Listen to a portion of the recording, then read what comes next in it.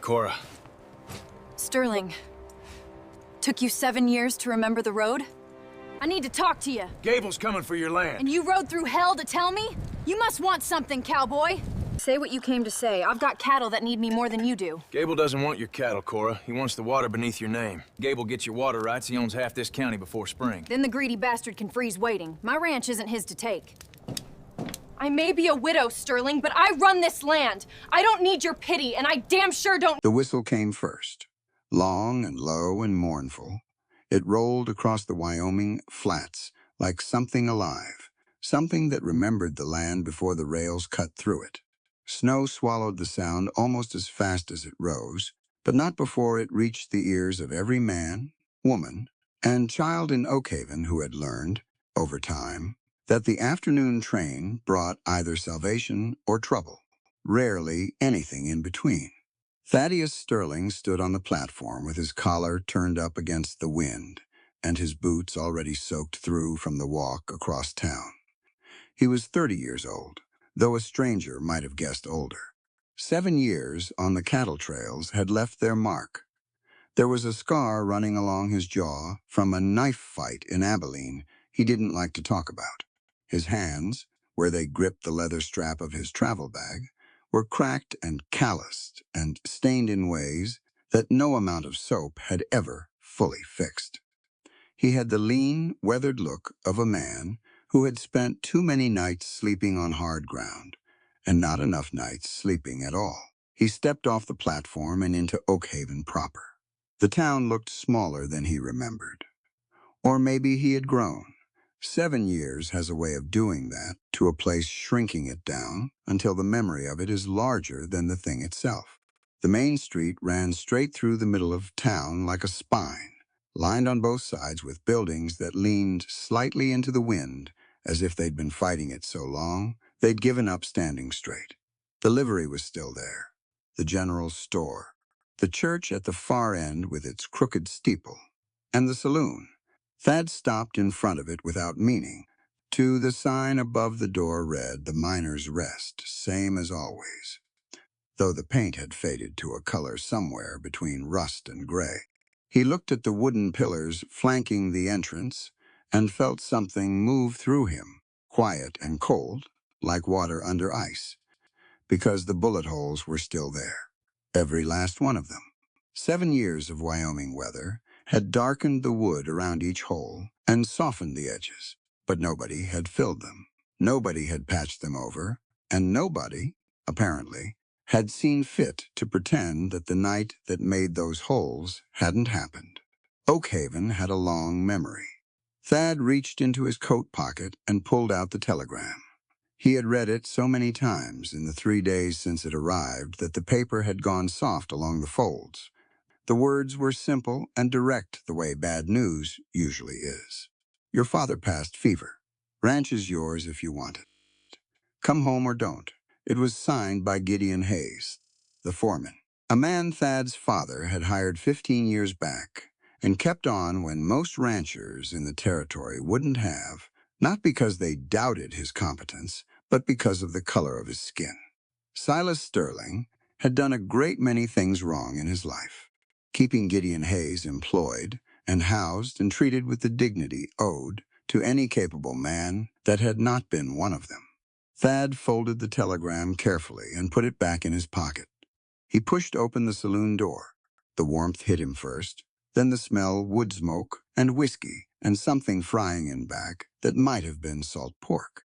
The room was half full, even in the middle of the afternoon, which told Thad everything he needed to know about how busy the working men of Oakhaven were these days. A fiddle player in the corner was making a half-hearted attempt at something cheerful, but the tune kept dying out in the noise of low conversation and the occasional scrape of a chair. Nobody looked up when he walked in. Good. He wasn't ready to be recognized. He took a seat at the far end of the bar and set his bag down beside the stool. The bartender, a big man with a shaved head and a neck like a fence post, slid a glass toward him without being asked. Thad put a coin on the bar and left the drink where it was. He was watching the room. He had learned to do that in his years away. On the trail, You knew quickly who was dangerous and who was scared and who was pretending to be one while being the other. You learned to read a room the way you read weather, not from any single sign, but from all of them together. The angle of a man's shoulders, whether people made eye contact with each other or avoided it. How many of the men near the door were wearing their guns low on the hip rather than holstered high? There were 3 of them near the door, all wearing their guns low, all watching the street outside with the specific bored patience of men who got paid to wait. Hired muscle, working for somebody. Thad looked out through the frost-laced window beside him, and that was when he stopped breathing. There she was, Cordelia Montgomery Cora. She had always been Cora to him, stood in the middle of the street, in front of the stockyard office, with her chin up, and her arms crossed and her jaw set like she was ready to argue with God himself if he showed up uninvited. She was dressed in black, from collar to boot, widow's weeds that had clearly seen hard use, the fabric worn thin at the elbows, the hem darkened by mud that no amount of scrubbing had removed. Her dark hair was pinned back, but strands of it had come loose in the wind and whipped across her face, and she didn't bother pushing them away. She was looking at 2 men Thad didn't recognize. Big men, both of them, with the kind of easy, swaggering confidence that came from having somebody powerful behind them. One was doing most of the talking. The other one was just standing there grinning, which was somehow worse. Thad couldn't hear the words through the glass in the wind, but he didn't need to. He could read the shape of the conversation from where he sat, the way the talking man kept gesturing toward the stockyard, and then back at Cora with a tone that said her opinion was a formality, and they all knew it. The way Cora's posture got straighter and harder with each gesture. The way the grinning one shifted his weight like he was getting bored, waiting for her to figure out she didn't have a choice. Thad's hand moved to the bar top and stayed there, flat and still. Because Cora reached into her coat and pulled out a folded document and held it up between 2 fingers, and she was talking now, pointing at something on the paper, and the talking man's expression shifted. Not much, but enough. There was something on that paper he didn't like. She was arguing her own case, alone, in the middle of a Wyoming winter with 2 hired guns trying to muscle her out of a fair price for her cattle, and she was standing her ground with legal documentation. Something moved through Thad's chest that he didn't have a clean name for. It was tangled up with admiration and grief and a guilt so old it had settled into him, like a stone settling into mud deep and still and permanent. He had left her. He had ridden away 7 years ago and not looked back. Or he had tried not to look back, which was a different thing entirely. He had taken trail work in Kansas, then Texas, then further west, chasing the kind of forward motion that makes a man feel like he's going somewhere even when what he's really doing is running. He had told himself it was the right thing. He had told himself she'd be better off. He had spent 7 years getting very practiced at believing both of those things. The talking man outside grabbed the document out of Cora's hand. Thad was on his feet before he was aware of deciding to stand. The bartender looked at him sharply. One of the 3 men by the door straightened up. Thad made himself stop. He made himself breathe. He set his hands flat on the bar and looked at the bartender and said quietly, "Who are those men outside?" The bartender glanced at the 3 by the door, then back at Thad. He picked up a glass and started wiping it with a rag. "Gable's men?" he said, just as quietly. "Best to sit back down, friend. Gable? Baron Gable? He's well. He's the new order around here. Bought out 3 ranches last spring and 2 more in the fall. Got himself a position with something called the Blackwood Land Syndicate." The bartender set down the glass and picked up another one. "You just passing through?" Thad looked back out the window. Cora had taken the document back. She was pointing at something on it with her finger, her mouth moving steadily. The talking man had stopped grinning. "No," Thad said. "I'm not passing through." Outside, the standoff held for another minute, maybe 2. Then Gable's man said something final and took a step back, and his grinning partner turned and walked toward the saloon. and Cora stood there in the frozen street, watching them go with her document held in both hands, and her chin still up. She did not look relieved. She looked like a woman who knew she had won one argument in a fight that was not close to finished. Thad turned away from the window before the two men came through the door.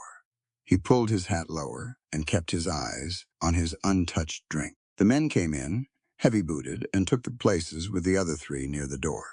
Thad listened to them settle, and then, very carefully, he picked up his bag and walked out. The cold hit him like a door swinging shut. He stepped off the saloon porch and into the street, and Cora had her back to him, still standing where he'd seen her through the glass, looking down at whatever papers she held. The wind pushed between them. The snow had started up again, light and sideways, the kind that got into your collar and your eyelashes and the crease of your lips. He almost said her name. He didn't. He wasn't ready. And more than that, she wasn't ready. She didn't know he was here yet, and she was still standing in the aftermath of something difficult, still pulling herself back together, and she deserved that moment without someone from her past appearing out of the weather to complicate it. He turned and walked the other direction, toward the edge of town where his father's property began, and he did not look back, but he thought about the way she'd held that document up. 2 fingers, steady as a rock in a river. The Sterling ranch house sat a mile and a half north of town, on a rise that had always caught the worst of the wind. Thad remembered hating that as a boy. His mother used to say the wind kept them honest, kept them humble. His father had said nothing, which was his answer to most things. The house was dark when Thad arrived. He hadn't expected anyone to be there. Gideon Hayes would be in the bunkhouse, or out checking the line fences, wherever the work demanded. Thad stood in the yard for a moment and looked at the house. It was solid, at least. His father had built it to last. Whatever else could be said about the man. The porch railing needed replacing on the left side, and one of the shutters was hanging wrong. But the foundation was good, and the roof looked sound. He went inside. The smell of the place hit him first. Wood smoke and old leather, and something beneath both of those, something that was just the house itself, the particular mix of wooden time and winter cold that no other place in the world smelled like. He had forgotten that smell completely in 7 years. Now it was everywhere, and it brought the years back with a rush that he hadn't braced for. He'd set his bag down in the front room and stood very still for a moment. There was a lamp on the table. He lit it. The light spread slowly, touching the edges of familiar furniture, the wool rug, worn thin down the middle, the iron stove, the deer antlers above the door that had been there since before Thad was born. His father's desk sat in the far corner. Thad walked to it slowly, the way you walk toward something you're not sure about. The desk was heavy oak, dark with age, the surface covered in the careful clutter of a man who tracked his own accounts and his own records and trusted no one else to do it for him.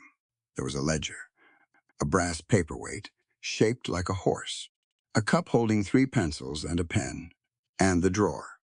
It was on the bottom left, and it was locked, and Thad knew about it, because his father had made a point, when Thad was young, of making sure he knew it was none of his business. Nothing draws a boy's curiosity. Like being told something is none of his business. He looked around the desk surface until he found what he was looking for. A small brass key on a ring, with nothing else on it, sitting in plain sight next to the paperweight. Left there, deliberately, he thought. Left for whoever came to settle things after the old man was gone. He picked it up and unlocked the drawer and pulled it open. The letters were bundled with kitchen twine, wrapped tight like his father did everything careful and precise, and revealing nothing from the outside. Thad counted them without untying the bundle. 11, maybe 12. The handwriting on top was his father's, but the envelopes were addressed to Cora. Cora's address. All of them. Unmailed. Every last one of them. Unmailed. Thad sat down in his father's chair. The leather was cracked and cold. He untied the twine and picked up the first envelope, and he held it for a long time without opening it, listening to the wind push against the house and the lamp flame move in the draft. Then he opened it and read.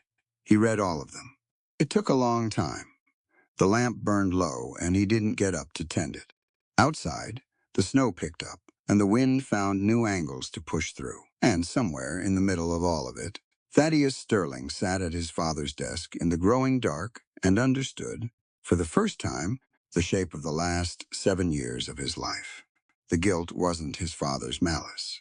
He had always assumed it was malice, the old man's iron certainty, that Thad could do better than a girl from a struggling homestead family, that Sterling blood deserved a more advantageous match. That love was a luxury the frontier didn't accommodate. He had spent 7 years carrying that version of events like a brand on his chest, half hating his father and half hating himself for going along with it. But the letters told a different story. Baron Gable, or the man who would become Baron Gable, because this had started long before his current title, long before the Blackwood Land Syndicate had something on the Sterling family, something old and dangerous, something that Thad's father had done in a desperate year, when the ranch was failing and options were narrow and a man with money and no scruples had offered a way out. Thad didn't understand all of it from the letters alone, but the shape of it was clear.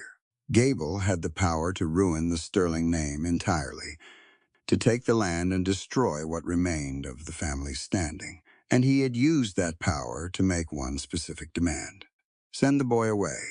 Keep him gone. His father had played the villain, deliberately, had been cold and dismissive, and finally, one night in the kitchen with whiskey on the table, and Thad's travel bag already packed in the corner, had told his son that Cora was not suitable. And that was the end of it. No further discussion, no appeal. Thad had gone. He set the letters down on the desk and put his hands flat on either side of them and looked at the wall. 7 years. He thought about Cora in the street today, standing alone with her paperwork and her chin up, fighting a battle she shouldn't have had to fight alone. He thought about the lines around her eyes that hadn't been there before, and the worn black fabric of a widow's dress, and the way she'd held that document up like she was daring those men to take it. He thought about Elias Montgomery, whom he had known slightly, a quiet, serious man who had married Cora 2 years after Thad left. He had always assumed she was happy. He had needed her to be happy. It made the leaving easier to justify if she was happy. He didn't know yet whether she had beaten. He gathered the letters and read them carefully. He put them in his coat pocket, close to his chest. Outside, the wind had built itself into something serious, and through the window, the sky had gone the particular dense gray that meant weather coming. Real weather, the kind that put livestock at risk and made travel foolish. Thad stood and moved to the window and looked out into the yard, and that was when he smelled it, smoke. Not wood smoke. Something sharper, something wrong. He was at the front door before the thought fully formed, and he hit the porch running, and across the yard the barn was lit up orange at the base, flames moving fast and hungry along the dry timber of the near wall. The snow should have made this harder, but somebody had been clever about it, had found the dry places, the sheltered angles. This was not an accident. Gideon. His voice came out like a rifle shot in the cold night air. A light came on in the bunkhouse window. Then the door opened, and Gideon Hayes came through it at a dead run, already pulling his coat on, already reading the situation. He was a compact man, Gideon, somewhere in his late 50s, with a close-cut gray beard and hands that were as capable as any Thad had ever seen. He ran with the efficiency of someone who had spent his life moving fast when it mattered. He pulled up beside Thad without breaking stride, and they hit the water trough together, breaking the ice on top with an axe handle that was leaning against the fence post, already there like Gideon had thought about this possibility before tonight. They worked.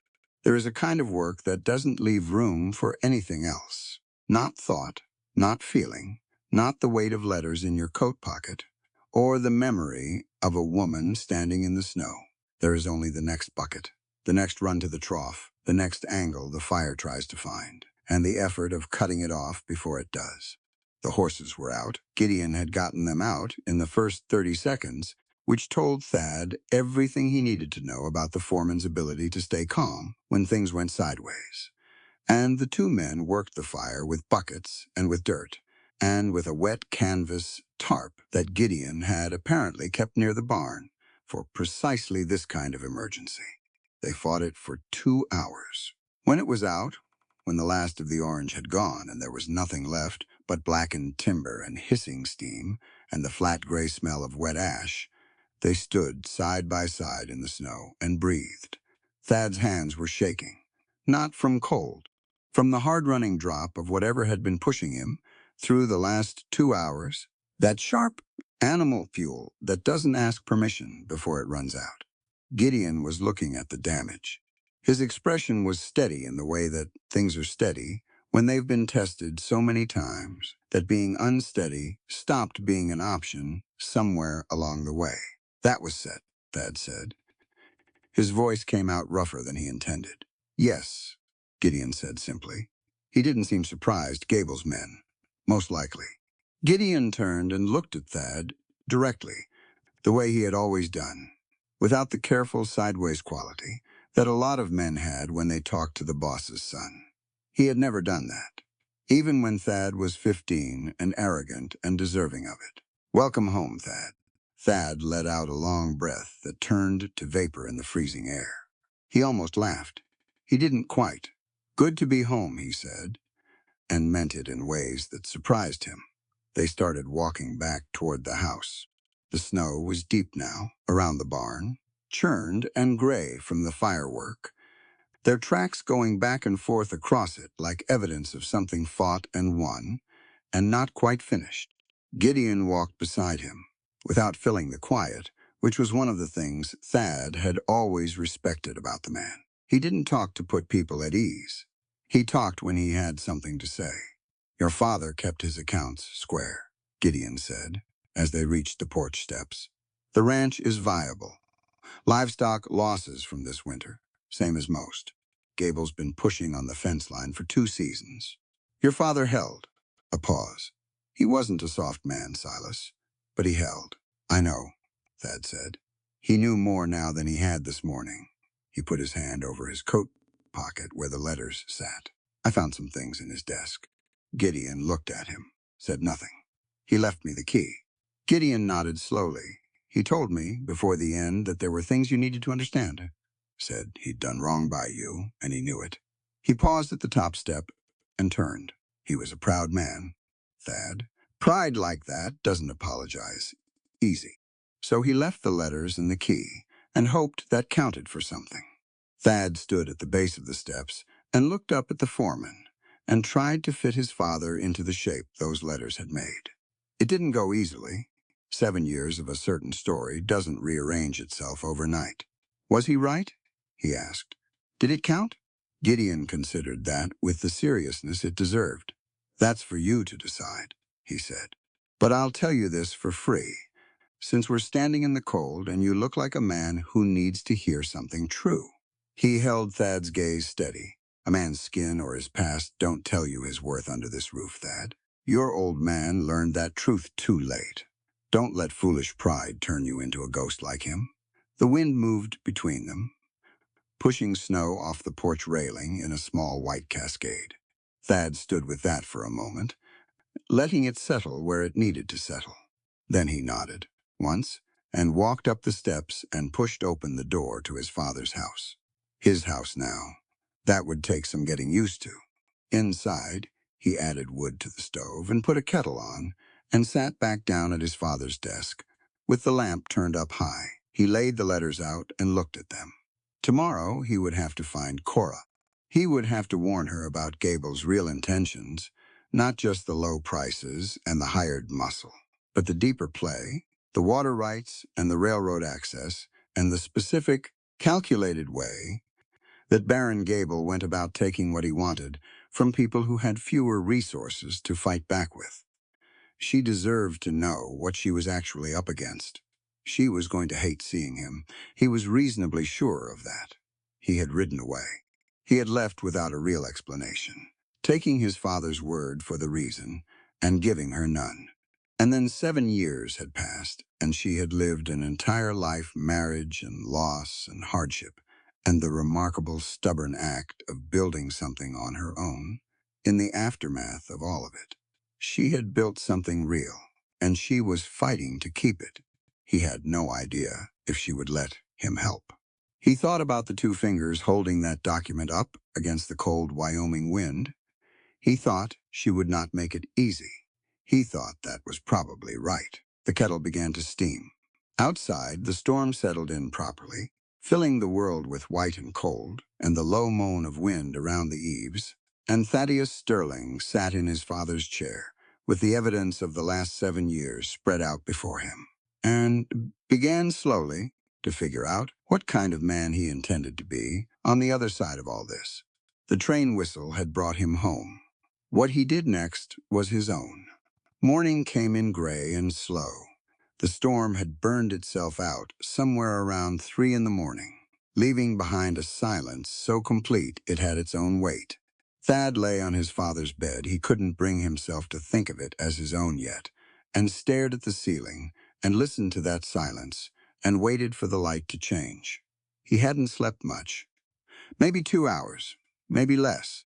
His mind had kept circling back to the letters, to the fire, to Cora's face, through the frost-laced window of the saloon. The 3 of them kept trading places with each other, none of them willing to settle long enough to let him rest. He got up before full light and built the stove up and put coffee on and stood at the kitchen window, in his socks, watching the yard emerge from the dark. The barn stood as it had for 30 years, except now the near wall was black and half-eaten, and the snow around it was gray and churned. In the pale pre-dawn light, it looked worse than it had last night. Last night there had been urgency. Urgency has a way of simplifying things, of making the next action obvious. In the cold, flat morning, there was just the damage and the still air, and the full weight of what Gable's people were willing to do. They had not come to scare him. They had come to demonstrate.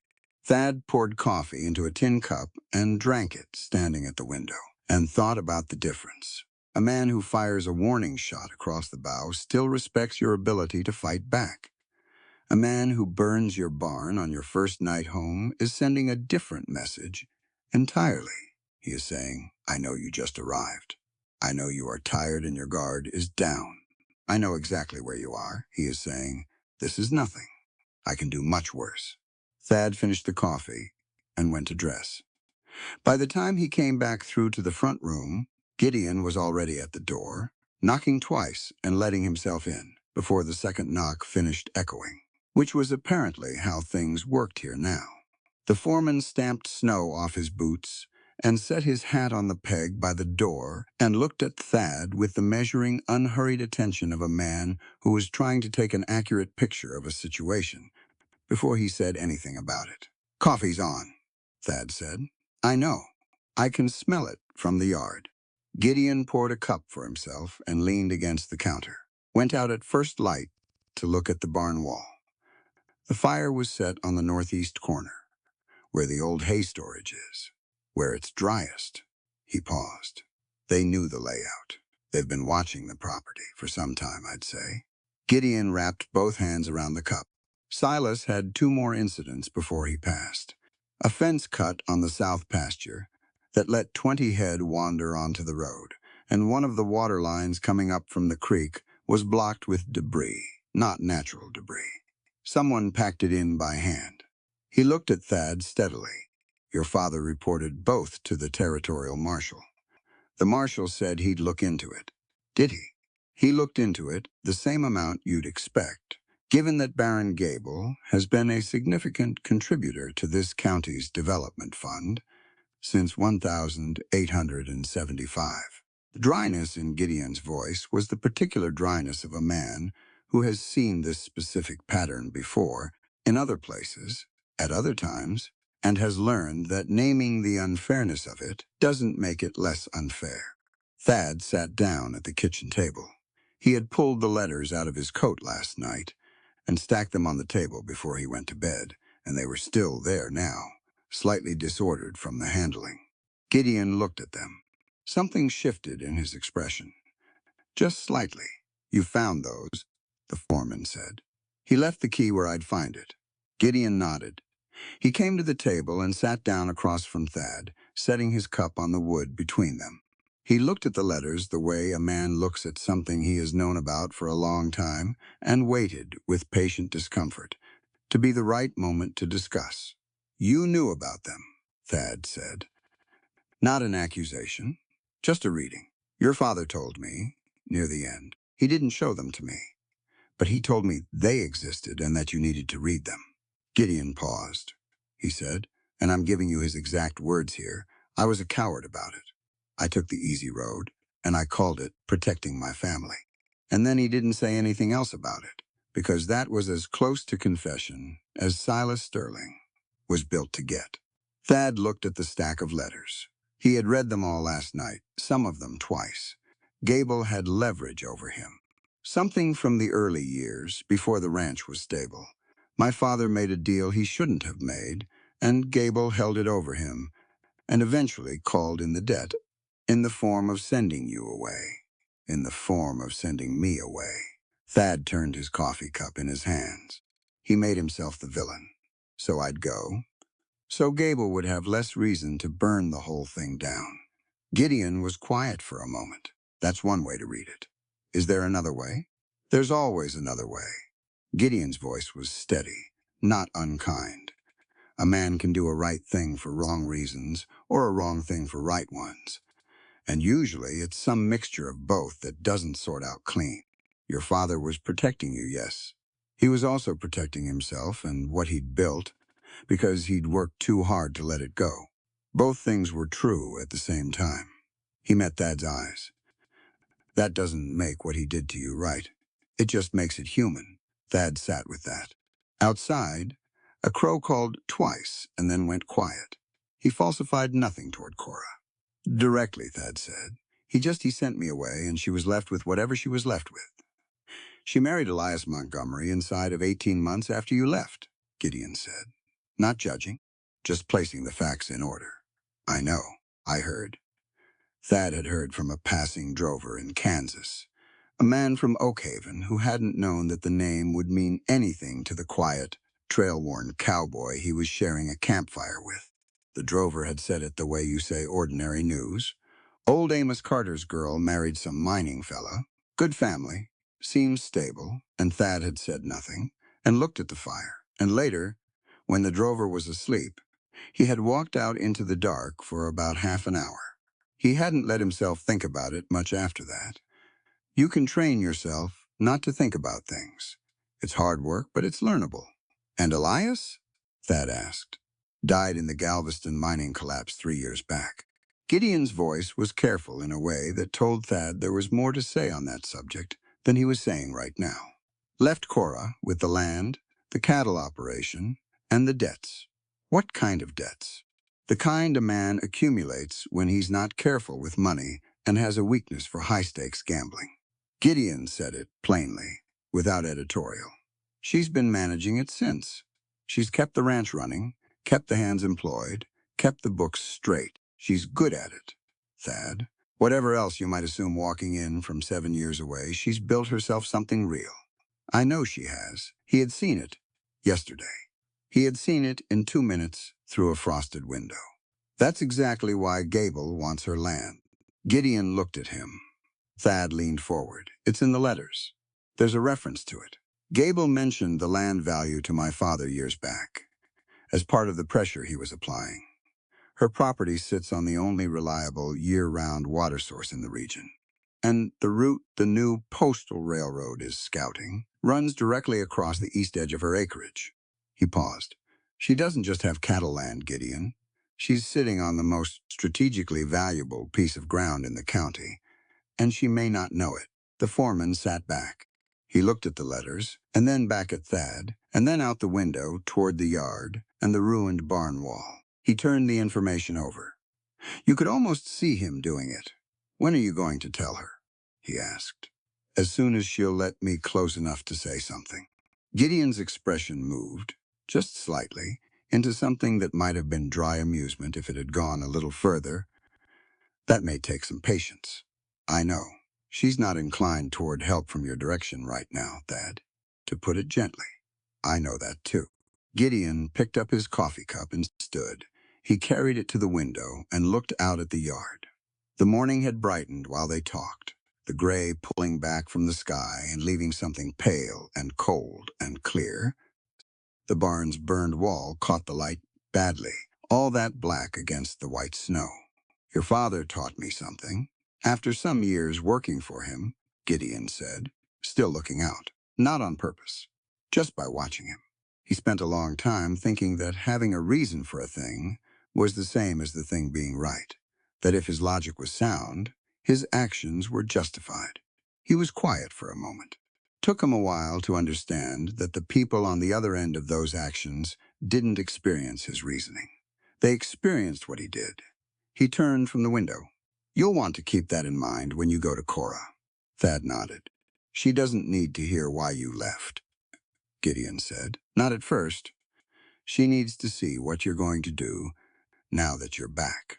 The rest of the morning went to practical work, which was a mercy. Practical work is specific and demanding, and doesn't leave much space between tasks for the kind of thinking that circles and circles without landing anywhere useful. There were horses to feed and water, fence line to check along the east pasture, and an accounting of what had been lost in the barn fire that needed writing down before memory softened the edges. Gideon walked him through the operations with the thoroughness of a man who had been the de facto manager of the place for years, and was now doing the particular work of handing it over to someone new without making them feel like they were taking something from him. That took a kind of grace that Thad recognized and respected. The ranch had 8 head of cattle in the winter pasture, 2 draft horses and Thad's own riding horse that he'd stabled in town last night, 2 sections of upper pasture leased out to a neighboring sheep farmer, and a water agreement with the creek that ran along the property's western edge. That water agreement was the thing Thad kept coming back to. Who else has access to that creek? He asked, standing at the fence line with his breath rising in a steady column of vapor. Technically, 3 properties, Gideon said. Us, the Abernathy sheep farm, and Cora's land. The creek runs through all 3 before it drops south. He looked at Thad. But in dry season, late summer, early fall, it slows to almost nothing above the fork. Cora's property is uphill of the fork. Her land gets first draw, and Gable needs that water for any development he's planning, for cattle operations, for construction, for anything substantial. Gideon nodded. Without it, the land he's been buying is worth a fraction of what he paid. He's been counting on getting Cora's water access folded into his holdings. She's the keystone. She is. She just doesn't know anyone's been building an arch around her. Thad looked out across the snow-covered pasture. The sky had gone the hard, bright blue that Wyoming sometimes produced after a storm, the kind of blue that looked almost warm and wasn't. Cold was steady and serious, the kind that didn't announce itself, but got into your joints over the course of a morning and was still there at supper. I'm going to ride over this afternoon, he said. Gideon said nothing. She'll likely tell me to get off her property. Likely. I'll tell her about Gable anyway. She can do whatever she wants with it. That's probably the right approach, Gideon said. Lead with information, not rescue. Thad looked at him. You've thought about this some. I've thought about most things that concern this ranch, and Cora Montgomery's situation concerns this ranch considerably. Gideon turned and started walking back toward the house.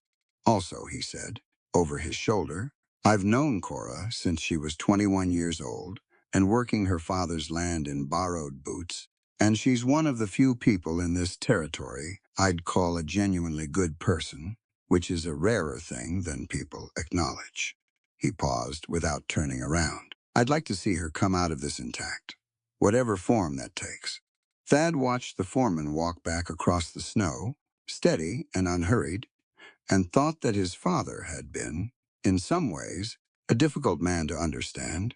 But in at least one matter, his judgment had been absolutely sound. Keeping Gideon Hayes. He was in his father's study in the early afternoon, going through the financial ledgers and cross-referencing them against the letters, when he heard it.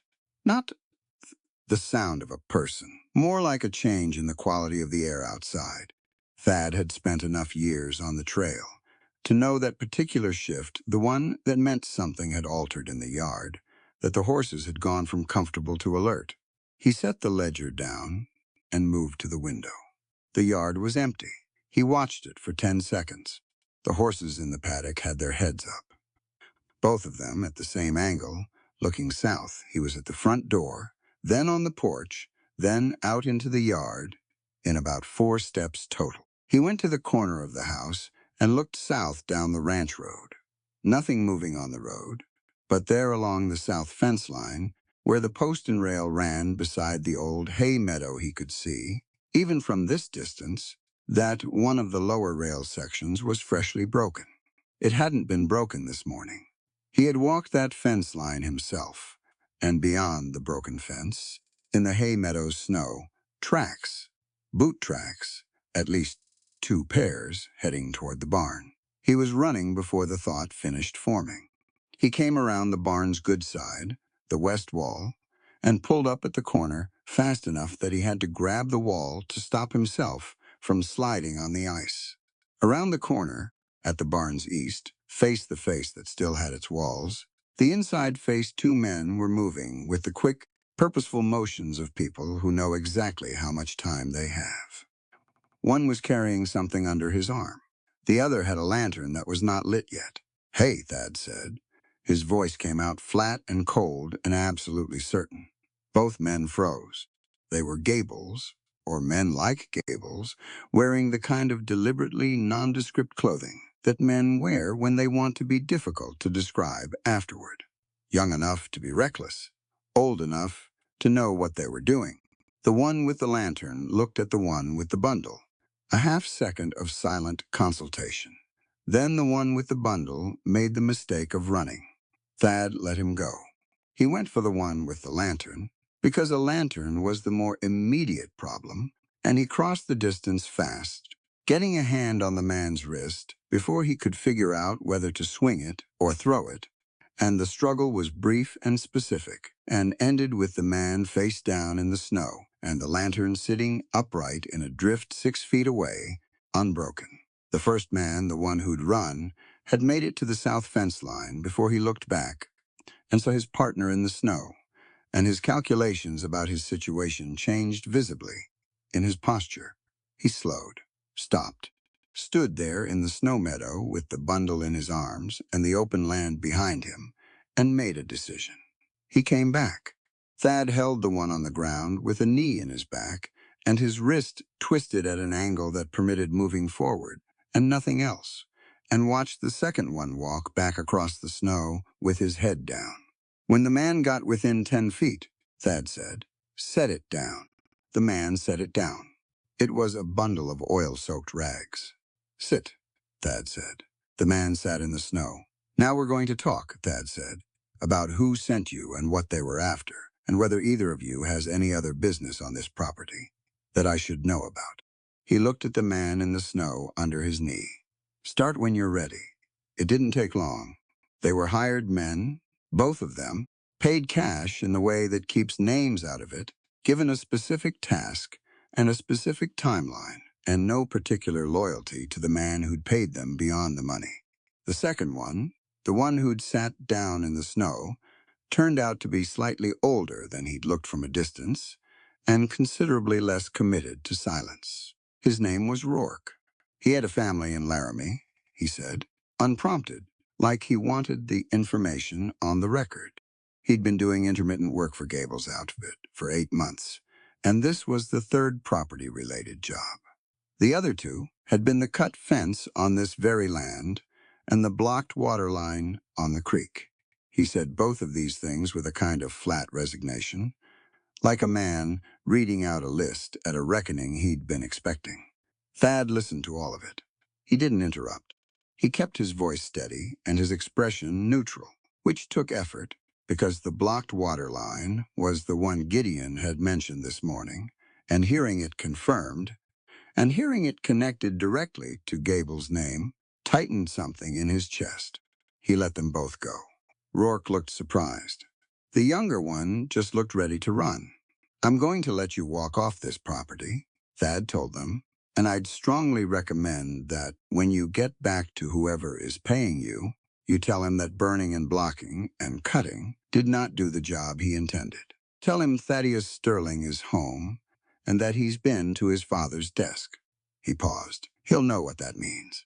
Rourke looked at him for a moment with something like relief and something like shame mixed together, and then he picked up the bundle of rags and carried it to the broken fence rail and threw it over into the road, which was as close to a conscience-driven act as the situation allowed, and then both men walked away south and didn't look back.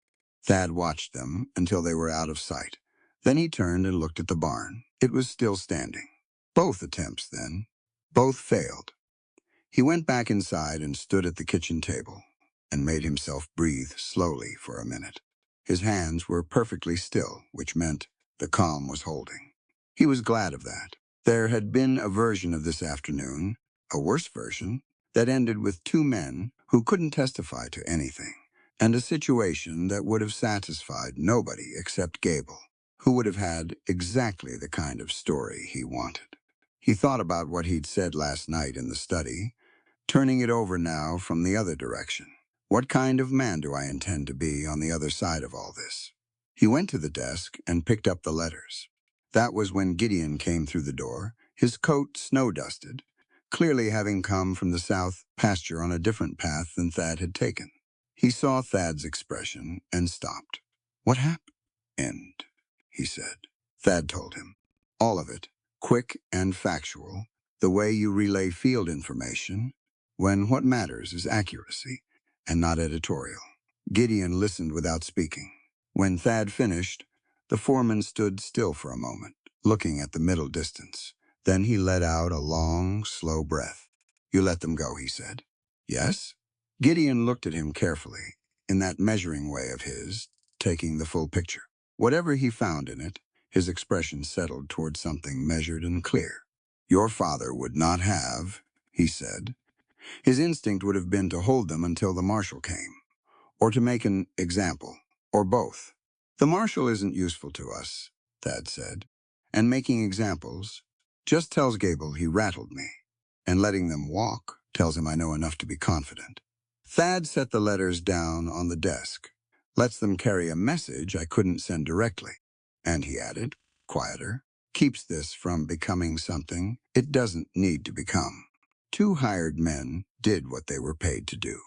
The person who deserves accounting is the one doing the paying. Gideon was quiet for a moment. "Your old man," he said finally, "spent the better part of 30 years learning that distinction." He moved to his usual place at the counter, putting the kettle on without being asked. "You seem to have arrived at it somewhat earlier. I had good examples on the trail," Thad said. "The wrong kind and the right kind both." Gideon looked at him over his shoulder. "The right kind is harder to come by." "It is." Thad sat down at the desk and opened the ledger he'd been working on before the afternoon interrupted itself. "Gideon." He said the name without looking up. "Yes. Thank you for staying on. After my father died, you could have gone anywhere." The kettle clicked against the iron of the stove. The fire crackled once, settling. "I could have," Gideon said evenly. "But this is a good piece of land, and it needed managing, and I am very good at managing it." A pause. "Also, your father asked me to stay long enough to hand things over properly, and I told him I would, and I keep my word." Thad looked up. Gideon met his eyes directly. "A man's skin, or his past, don't tell you his worth under this roof, Thad."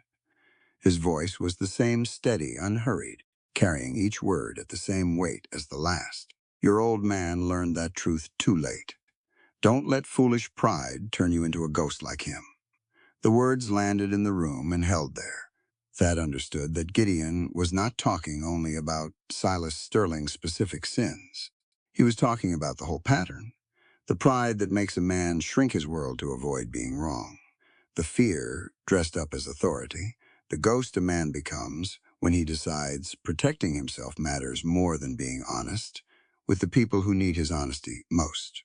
Silas had kept Gideon on and treated him with dignity. He had also sent his son away on the orders of a corrupt banker and spent 7 years in a house full of unmailed letters, and those two facts both lived in the same man, and the man was gone now, and what was left was the land and the letters and whatever Thad decided to do next.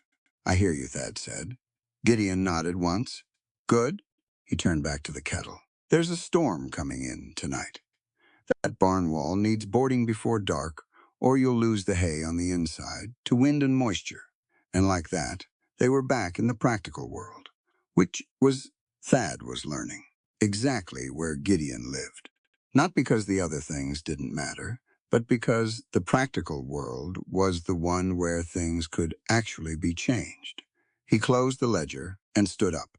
They boarded the wall in 2 hours, working in the freezing darkness with lanterns hung from the undamaged rafters, the boards going up one at a time against the cold wind, each one nailed down with the particular, satisfying violence of a hammer, driving home a nail that wants to stay. Thad's shoulder ached from the afternoon's struggle, though he hadn't mentioned it. His hands were numb inside his gloves by the end. When the last board was up, and the wind no longer cut through the gap, they stood inside the barn for a moment, in the lantern light, breathing. "Storm'll hit around midnight," Gideon said, looking at the ceiling. "Same as last night. Gable's men won't be back tonight. Too much weather." The foreman picked up his hammer and slipped it into his belt. "Tomorrow's another question. Tomorrow I'm going to Cora's." Gideon nodded without making anything of it.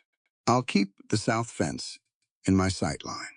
They walked back to the house side by side, through the snow that had already started again, fine and sideways in the rising wind.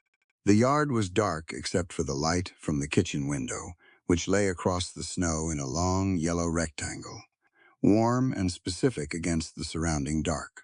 Thad looked at it. A light in a window is a particular kind of signal, not an announcement, not an invitation exactly. More like evidence. Evidence that something is still going, that there is still heat inside, that whoever left that light on expected to come back to it. His father had left the key. That was his version of a light in the window. Late and imperfect, and carried in a drawer that took a death to open. But it was there. Thad pushed open the door and let the warmth come out at him and stepped inside. The letters were on the desk where he'd left them. He looked at them for a moment, and then he picked them up and put them in the locked drawer and locked it again. Not to hide them, not because they no longer mattered, but because he had read them and understood them, and now they needed to stay where they belonged, in the space that held the past, while he went about the business of the present.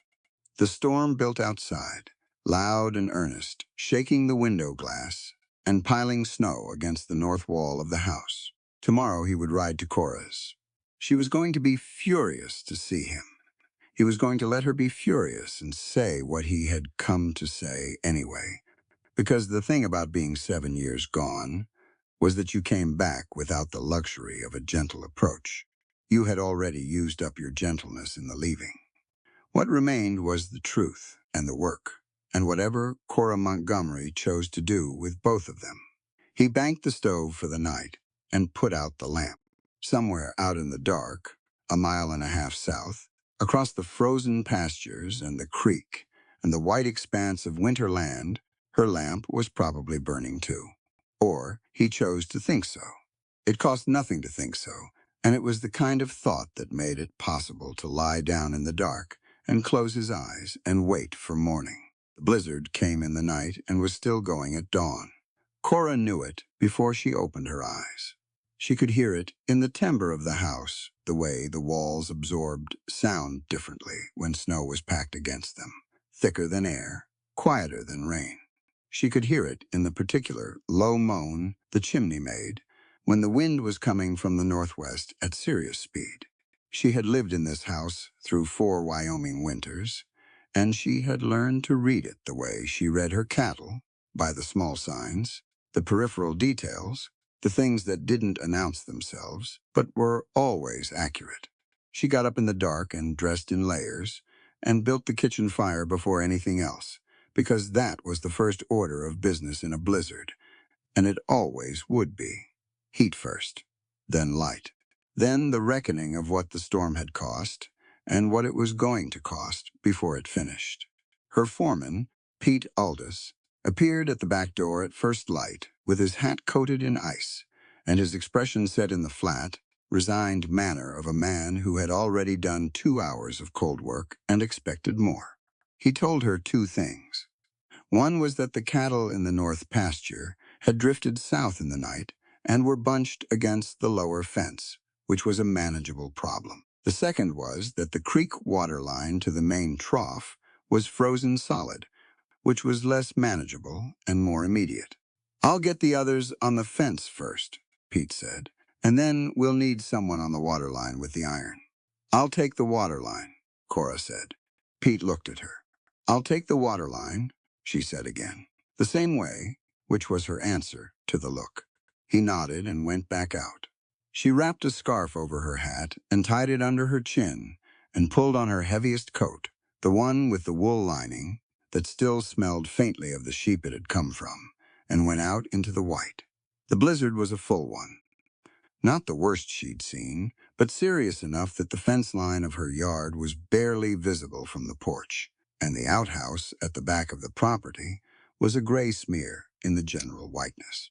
The wind came at a low angle, driving the snow horizontal, and it found every gap in her coat and scarf with a determined, impersonal efficiency.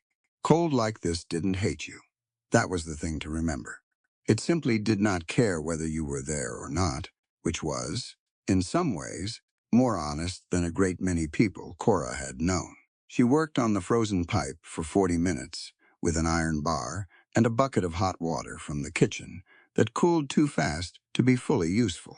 She got it open, in the end, the ice cracking and giving with a sound like a board splitting, and stood back while the water began to move again and confirmed it was flowing before she returned to the house. She was pulling her outer coat off in the kitchen doorway when she heard the hoofbeats. Through a blizzard, hoofbeats are muffled and directionally strange, so it took her a moment to locate them coming up the ranch road from the south.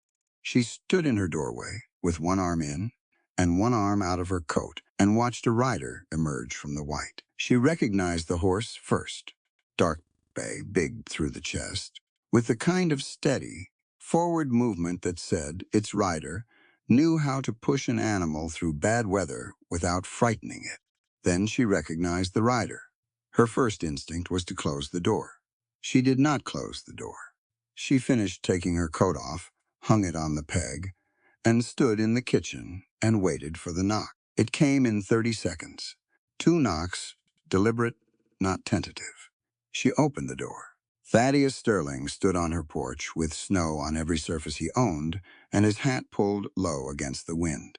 He was looking at her directly, which she had not forgotten was a habit of his, that directness, that refusal to approach anything sideways. 7 years had not changed that. They had changed almost everything else. His face was older and harder and carved down to its essential lines, all the softness of his early 20s long gone. There was a scar along his jaw that had not been there before. His eyes were the same, that particular steady gray. She had spent considerable energy over 7 years trying not to think about his eyes. "Cora," he said. "Sterling," she said. A pause. The wind pushed between them. "I need to talk to you," he said. "It's about Gable." She looked at him for a long moment. She looked at the snow building up on his shoulders and hat brim. She looked at the horse at her hitching post with its head down against the weather. "Stable your horse," she said.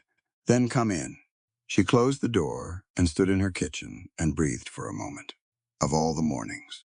Of all the particular mornings in the 4 years since she had heard, through the close-held network of territorial gossip, that Silas Sterling was poorly, and that his son might eventually come back to claim the ranch of all those mornings, He had chosen the one where she was half frozen and underdressed and had creek ice in her hair. She put the kettle on. By the time he knocked again, same knock, same two deliberate raps, she had her hair pinned properly, and her practical, battered face arranged into an expression that communicated precisely nothing beyond the fact that she was willing to have a conversation in her own kitchen, and nothing about that should be mistaken for anything warmer than it was. "Come in," she said. He came in, stomped the snow off at the threshold, removed his hat, held it. He looked around her kitchen with an expression that was careful and quiet, taking it in without commentary. She watched him do it. The kitchen was hers, in every detail the braided rug she'd made. The first winter alone. The shelf of preserves lined up by color, because she liked the order of it.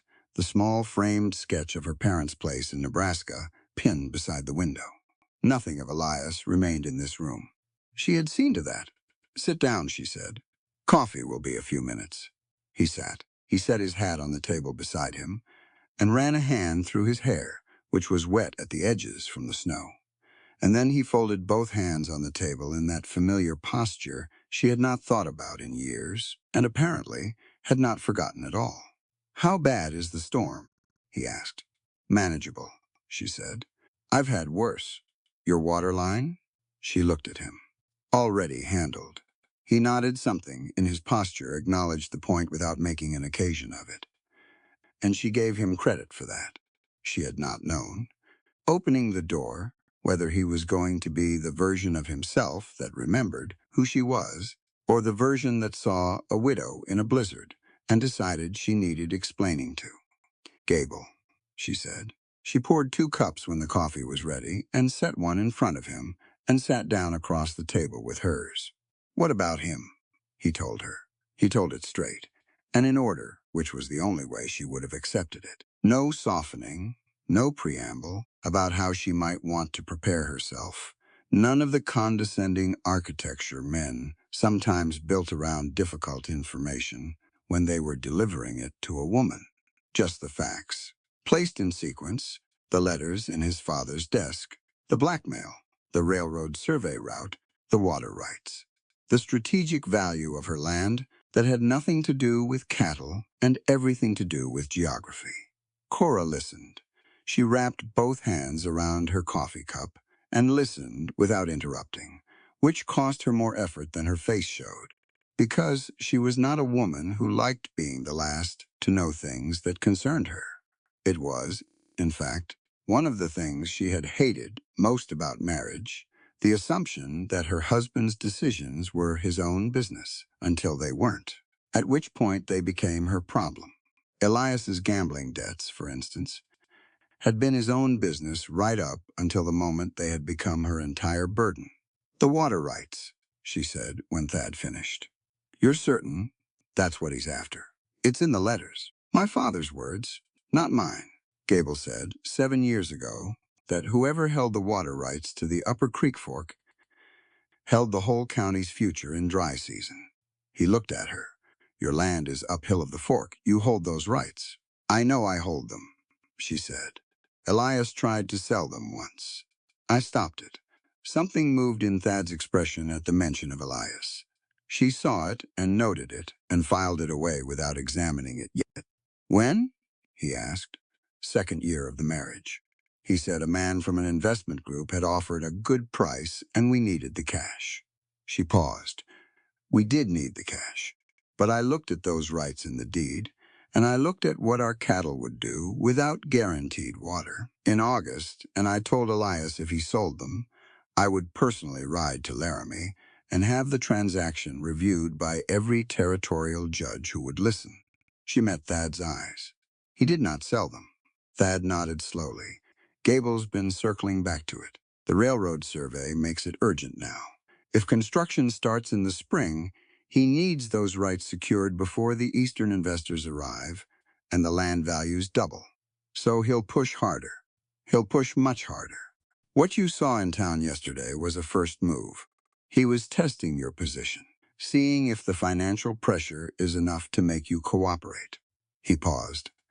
I had 2 of his men on my property yesterday afternoon, attempting to fire the barn a second time. They weren't subtle about whose orders they were following. Cora looked at him sharply. You're sure? One of them told me himself. And you what? Turned them over to the marshal? I let them go. She studied him. Why? Because the marshal is in Gable's accounting column, and holding those men would have given Gable a reason to escalate, and a story to tell about why. He held her gaze steadily. I let them carry a message instead, that I know about the letters, and I know what he's after. It removes the advantage he had in thinking my father kept his secrets. Cora was quiet for a moment. She thought about that.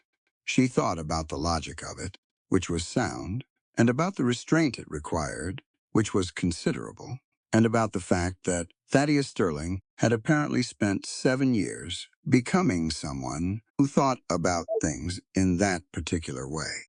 She wasn't sure how she felt about that. It was easier when she could hold on to the version of him that was young and reckless and unthinkingly careless with other people's lives. He came to me last week, she said. Gable, not his men. Him personally. She turned her cup in her hands. He made an offer on the ranch. Polite. Said it was fair market value. Said I was a woman alone managing a considerable operation, and that he had associates who would be interested in securing my financial future if I were willing to discuss a sale. What did you say? I told him the ranch was not for sale and showed him the door. She paused. He was very pleasant about it, which was, honestly, the most alarming part. Pleasant men with bad intentions are harder to fight than angry ones, Thad said. Yes, she said. I know. The storm pressed against the house. The windows flexed slightly in their frames. That faint flexion that meant the wind was coming in real gusts now, not sustained pressure, but repeated assault. The kitchen was warm, genuinely warm, the fire doing its work, and the small space holding the heat well. Thad looked at the table, then back at her. I want to propose something, he said, and I want you to hear the whole thing before you answer. She put her cup down. Go ahead. A partnership, he said. Equal.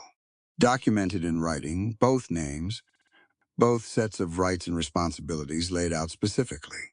He spoke carefully, choosing words with precision, and she could tell he had thought about this before arriving, had worked out the shape of it. We combine water access for both properties. We split usage rights equitably through the dry season, with agreed-upon minimums for each operation. We put our cattle herds together for the spring drive and take them through the Sentinel Pass before the killing frost hits. The combined herd is large enough to attract a buyer from the eastern market. Split revenue proportional to head count. She looked at him. The partnership dissolves or continues based on mutual agreement at the end of the spring drive, he said. No obligation beyond what's agreed.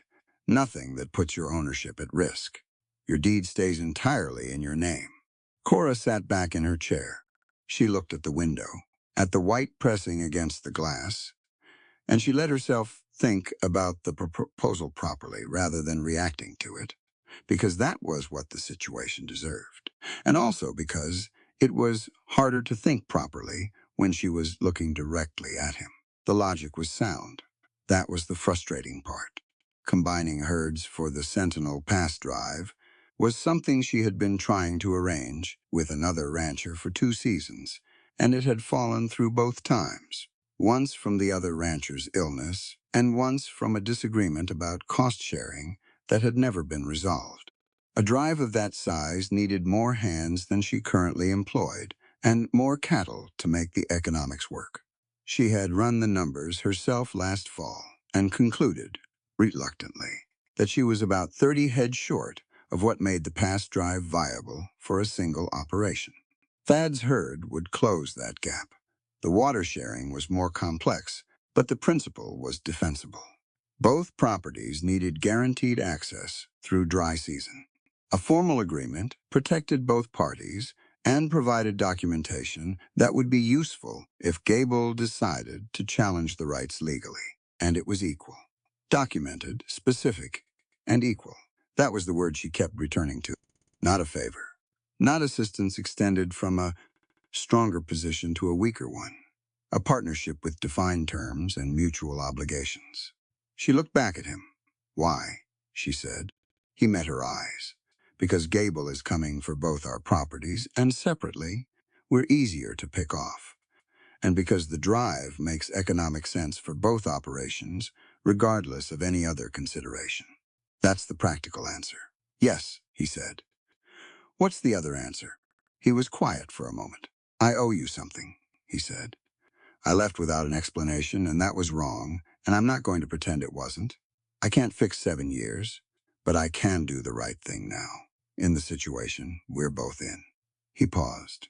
"This is me doing the right thing, doing it as your equal, not your benefactor. You'd be doing me as much a favor as I'd be doing you." She stood up. She walked to the window and looked out at the white, nothing of the blizzard, and put her hand flat on the glass, feeling the cold come through it. This was the part she had been dreading since she saw him on her porch, not the practical negotiation. That part she could handle. It was this part, the part where the history of them sat in the room between them, like a third presence, that neither of them had invited and neither of them could ask to leave. She had been 21 years old when Thaddeus Sterling left. She had been in love with him in the particular, consuming way that 21-year-old women fall in love, where the feeling seems to include everything and leave no room for perspective. She had not seen it coming when he left. She had not been given a reason that made sense. She had been given his father's words, relayed through a mutual acquaintance, something about the Sterling family's expectations, about a different future, about two people who had been young together and were now growing apart. She had not believed it, and then she had decided to believe it, because the alternative that he had simply chosen to go was something she could survive, and the mystery of it was not. She had married Elias Montgomery 18 months later. She had known, walking into it, that it was not love. It was security and practical alliance, and the particular pressure of a world that offered women of her situation a narrow set of options, and made clear that those options had expiration dates. Elias was not cruel at first. He had become something closer to cruel gradually, in small increments, in the quiet, accumulated ways that are easy to minimize individually and add up over time to something impossible to ignore. She did not think about Elias Montgomery in her kitchen, if she could help it. She turned from the window. "I may be a widow, Sterling," she said, and her voice came out steady and clear and completely deliberate, because these were words she had decided on, and they needed to land right, "but I am the master of this land. I don't live on any man's pity, and I damn sure don't need your salvation." He looked at her. He did not flinch, and he did not argue, and he did not rush to explain himself, and that steadiness was the thing that surprised her. The boy she had known would have argued, would have gotten louder or quieter in the wrong direction. "I know," he said. "That's not what I'm offering. I need you to be certain about that." "I am certain. Because the moment it becomes something other than an equal arrangement," she said, "the moment I hear one piece of advice I didn't ask for about how to run my cattle or manage my accounts or make my decisions, this agreement ends. Whatever we've put in writing ends. Do you understand that?" "Yes," he said, "completely." She studied him for a long moment, looking for the crack in it, the point where the certainty was performance rather than substance. She was good at finding cracks. 4 years of widowhood, and 2 years before that of a marriage going sideways, had made her very good at finding the exact place where a man's stated intentions and his actual ones diverged. She didn't find it, which was its own kind of problem. "My marriage to Elias," she said, quieter now, not as declaration but as information, "was not what I would have chosen. I chose it for reasons I understood at the time, and I do not regret it because it gave me this land and the right to run it as I saw fit." She paused. "But I will tell you plainly that living under another person's authority, even a well-meaning one, is not something I am capable of again. This ranch is mine because I made it mine, not because someone handed it to me." He nodded. His expression was open and direct, and something in it had gone careful in a new way. Careful around a specific, particular kind of pain that she had not meant to put there, but apparently had. "I know what you built here," he said. "Gideon has told me some of it, and I can see the rest." He glanced toward the window, toward the pasture beyond it, the cattle operation she had held together through losses and cold and a dead husband's debt. "This arrangement doesn't change any of that. It's meant to protect it." She went back to the table and picked up her coffee cup and found it had gone cold. She set it down. "I want it in writing," she said. "Every term, every number. I want Gideon Hayes as a witness because he's the only person in this county whose judgment I trust without reservation." "Agreed." "I want the water agreement reviewed by the Territorial Land Office before we formalize it. I know a clerk there who is not in Gable's pocket." "Agreed." "And I want the dissolution terms to be clear. Either party can exit with 30 days written notice before the drive begins. Once the drive starts, we see it through to completion." "Agreed." He held her gaze. "All of it, Cora. Everything you've said." She sat back down. She turned her cold cup in her hands once and then set it aside. She looked at the window and then back at him and made the calculation, the full calculation, not just of the practical advantage, but of what she was letting back into her sphere of daily life, and whether she could manage that without losing the equilibrium she had spent 4 years building. She decided she could. She decided specifically that she was a woman who had delivered calves alone in a January freeze and kept her books in the black through 2 consecutive bad market years and held off 2 of Gable's men in a public street with nothing but a legal document and the particular authority of knowing she was right. She could manage a business arrangement with a man who had once meant something to her. She was capable of considerably more difficult things than that. "All right," she said. "We draw up the terms when the storm clears." He nodded. Something eased in his posture. Just slightly, the exact amount a person eases when a thing they were braced for goes less badly than expected. "The pass drive," she said, moving forward, because moving forward was what she did. "You know the Sentinel Pass route. I've done it twice. Once in good weather and once in the spring of 1874, when we had 6 days of rain and lost 2 head in the upper switchback. What did you do wrong?" He looked at her. The question surprised him. She could tell, not offensively but genuinely, he hadn't expected her to go there that fast. "Pushed too hard on the second day. The cattle were tired and we should have held them at the lower camp, and instead we tried to cover more ground. When the rain hit on day 3, they were already stressed, and they moved badly. We hold at lower camp, regardless of weather," she said. 2 days minimum. My cattle need that rest, or they lose weight on the drive, and the price drops." "I agree," he said. "My foreman, Pete, has done the pass once. He's reliable in weather, but he doesn't have much experience with large herd management. How many hands does your operation have?" "Gideon and 2 others. I'll need to hire at least 2 more before the drive. I know a woman in town, Dora Ketch, whose husband was a drover before he broke his leg last fall. She keeps his books and manages his recovery, but she knows every drover and trailhand in the territory. If we need to hire, she's who you ask." She watched him absorb this.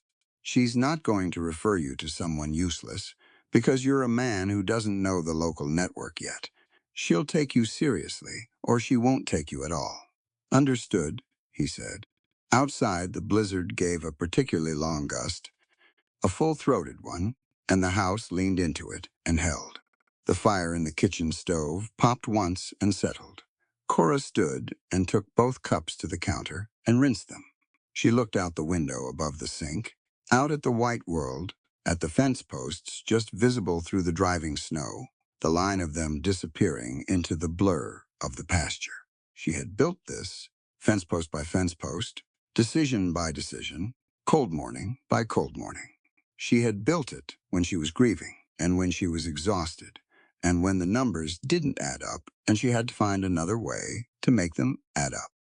She had built it when people in town looked at her with that specific, pitying quality that a widow operating alone attracted, that look that was almost kind and almost condescending, and fully convinced that she was a problem, waiting to be solved by someone more suited to solving it. She had not been solved. She had not been rescued. She had simply continued, which was its own form of strength. Thad, she said. She hadn't used his name until now, and she heard it land differently than Sterling had. She kept her back to him. I need you to understand something. Not as a negotiating point, just as a fact. A silence. What happened when you left? She said carefully. And what came after it that belongs to me? It's mine to carry or put down as I see fit. I don't need you to make it right or fix it or feel responsible for the shape my life took. She paused.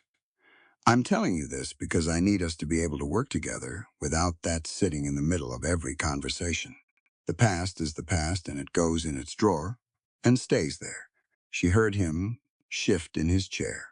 Then quietly, all right, good. She turned around, her expression was composed, and she was relatively certain it communicated what she wanted it to. Then we're agreed on the terms in principle, and we'll put them on paper once this storm clears. He stood. He picked up his hat from the table, held it. The storm should break by tomorrow afternoon, he said. Probably, she agreed. He looked at her one more time. That direct, gray-eyed look that she had once found unbearably honest and currently found merely inconvenient. He moved toward the door. Cora, he said, stopping at the threshold. He turned. What? For what it's worth, he said, which I recognize may be nothing at all. You are the most capable person I have encountered in 7 years on the trail, and anywhere else.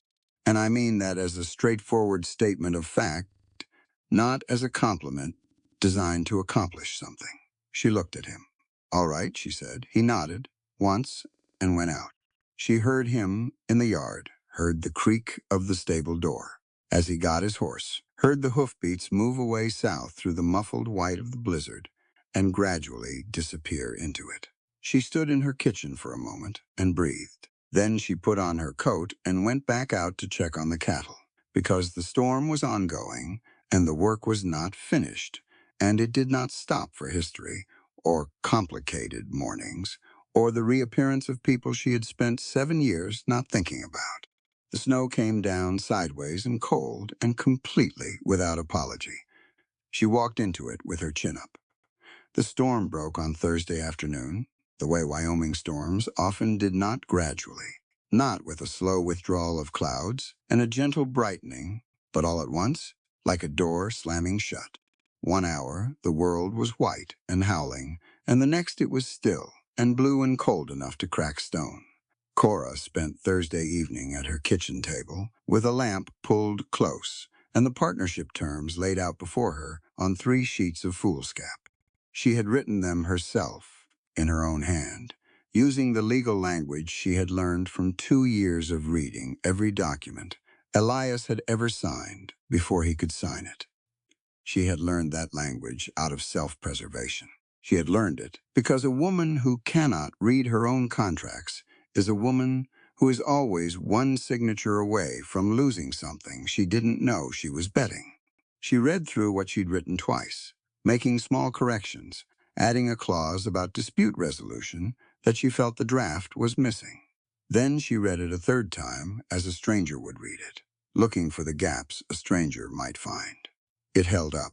She folded the pages carefully and put them in the inside pocket of her coat, which was where she kept things she didn't want damaged, and went to bed. Friday morning was brutally clear and bright. The snow from the blizzard packed hard and reflective, throwing the sunlight back at the sky with an intensity that made you squint before you'd taken 3 steps outside. Cora rode the fence line of the north pasture first, checking for drift damage, then rode south to check on the breeding stock she'd moved into the lower shelter before the storm hit. All present, all tolerable. 2 of the older cows looked stiff from the cold, but that was manageable with movement and feed. She was back at the main yard by 9, unsaddling her horse in the stable when she heard riders coming up the road. 2 of them. Gideon Hayes, she recognized immediately. His posture on a horse was distinctive. That particular upright calm. The man beside him was Thad. They came into the yard and dismounted without ceremony. Gideon tipped his hat. Thad nodded and pulled a folded document from his coat. "We drew up our version of the terms last night," he said. Gideon suggested, "We compare both drafts before sitting down with the territorial clerk." Cora looked at Gideon. "You drew up a draft?" Thad drew it up. "I corrected the water rights language because he was using an outdated formula for measuring seasonal flow." Gideon said this with the mild, factual tone of a man who corrected outdated formulas as a matter of routine. The rest was sound. She almost smiled. She decided against it, not because she was performing anything, but because the morning was too cold and too bright for smiling, and she had 3 hours of work left to finish before noon. She took Thad's draft and put it in her other coat pocket. "I'll read it tonight. We can compare them tomorrow and ride to the clerk's office together, if there are no substantial conflicts." "That works," Thad said. "How's your barn wall?" "Boarded. Sound enough for the winter." "Good." She looked at them both. "There's coffee in the kitchen if you want it before the ride back." Gideon said he'd take some. Thad said he would too, and that they had something else they wanted to discuss, specifically the drive logistics, which Gideon had been calculating through the night. So they went inside. It was businesslike, and it was functional, and it was, Cora thought, about as good a start as a complicated arrangement between complicated people could hope for. They sat at her kitchen table with coffee and Gideon's calculations, and they talked about cattle and timing and the Sentinel Pass route, and nobody mentioned anything that didn't belong to the work in front of them. That was Friday. Saturday brought the second problem. Cora heard the sound first at 7:30 in the morning, before full light had reached the east pasture. She was at the fence line checking on the water situation. The trough had frozen again overnight, shallowly, this time easy to break when she heard it. A cow, bellowing but wrong, not the ordinary complaint of a cold or hungry animal.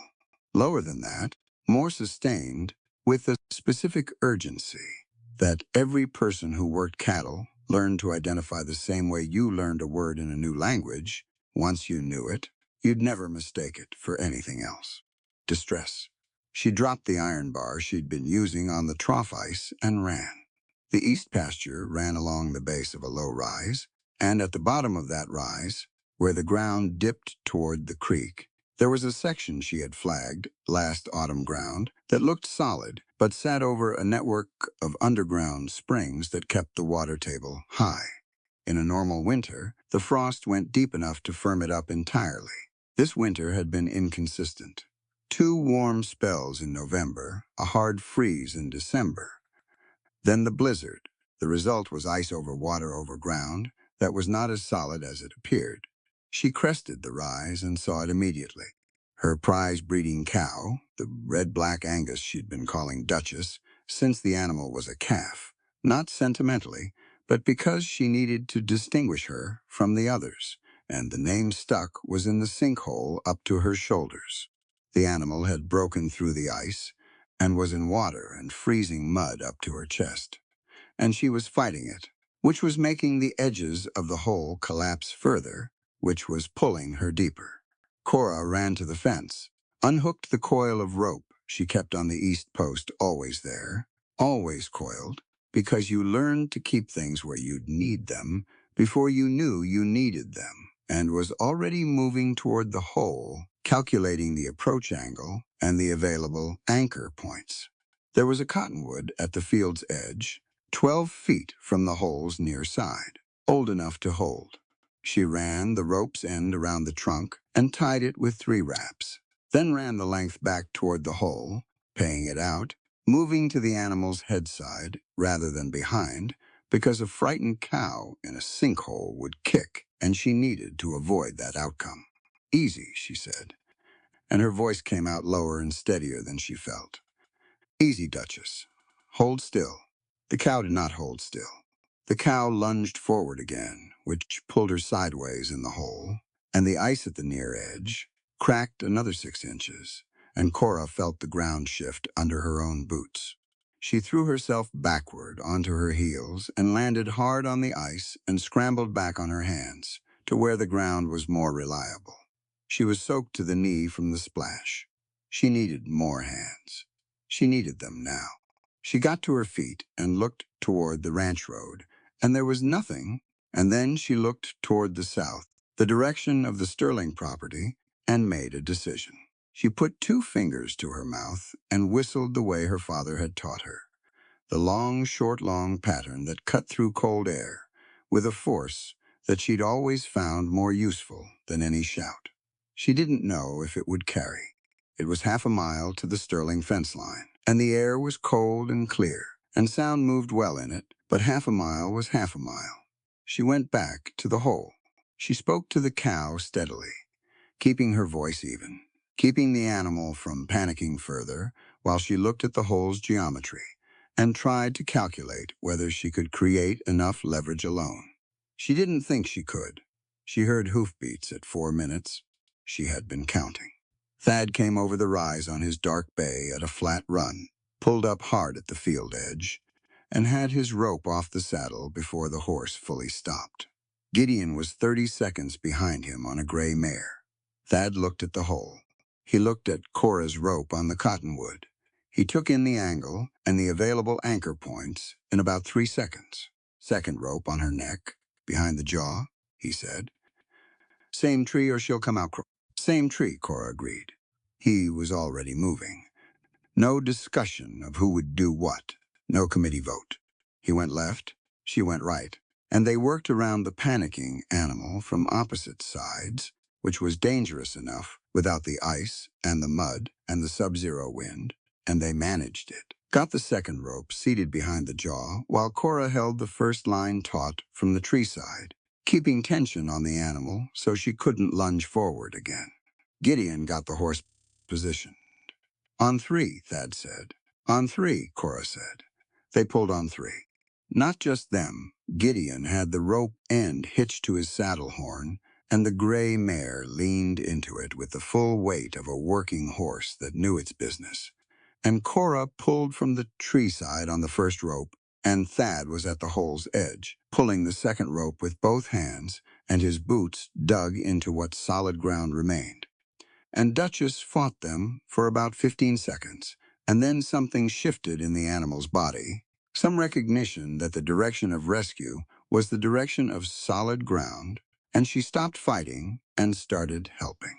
She came out of the hole in a rush, all at once, spraying, freezing mud and ice water in a radius that covered Thad completely, and got Cora across the face and chest, and then the cow was on solid ground and shaking and blowing hard, and Cora was already beside her, running hands along her legs, checking for damage.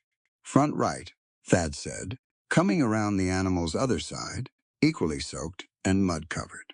She favored it coming out. Cora felt down the leg. Not broken. Strained, maybe, the animal was shaking badly from cold and shock, which was the more immediate concern. We need to get her to the shelter, she said now. Before she goes into shock, I'll get behind her, Gideon said, already positioning. They moved the cow to the shelter in 10 minutes, which was longer than Cora wanted and faster than she'd feared. Gideon had a blanket from his saddlebag kept there. Cora knew, because Gideon kept the right things in the right places as a matter of long-established habit. And they got it over the animal, while Cora checked the leg again in the better light of the shelter, and concluded that it was soft tissue, not structural, and that rest and warmth would handle it. She straightened up. Thad was standing at the shelter door. He was soaked through from collar to boot, coated in black sinkhole mud that had already begun to freeze in patches on his coat and jeans.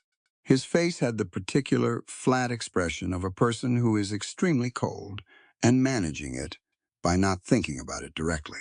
Cora looked at him. She was in a similar condition. Her right side was wetter than her left, and the mud across her face had already tightened in the cold, and her soaked boots had lost all insulating value approximately 3 minutes after the cow came out of the hole. Come to the house, she said. both of you, before you freeze."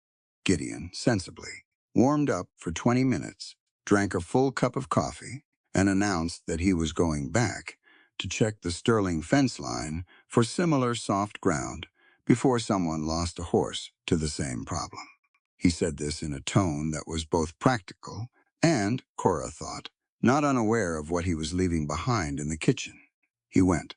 She and Thad were left at the kitchen table with their second cups of coffee and their drying clothes, and the particular, specific quality of silence that exists between two people who have just done something difficult and dangerous together and come out the other side of it intact. "The front right leg," Thad said. "She'll be all right, she will," Cora said. "Thank you for coming when you heard the whistle. I was already on my way here." Gideon wanted to look at the water line before it froze up again.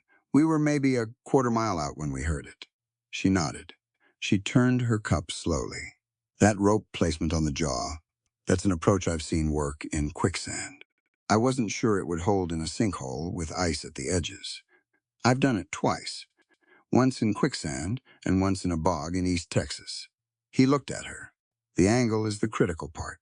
You had the first rope set well. If you'd gotten someone to pull from the tree side, you might have gotten her out." "Might have," she said. "But the rope would have cut into her jaw without a counter angle holding her head." "Yes." A pause. "You knew that," he said. "It was not a question." "I knew that," she agreed, "which is why I whistled." This was not nothing.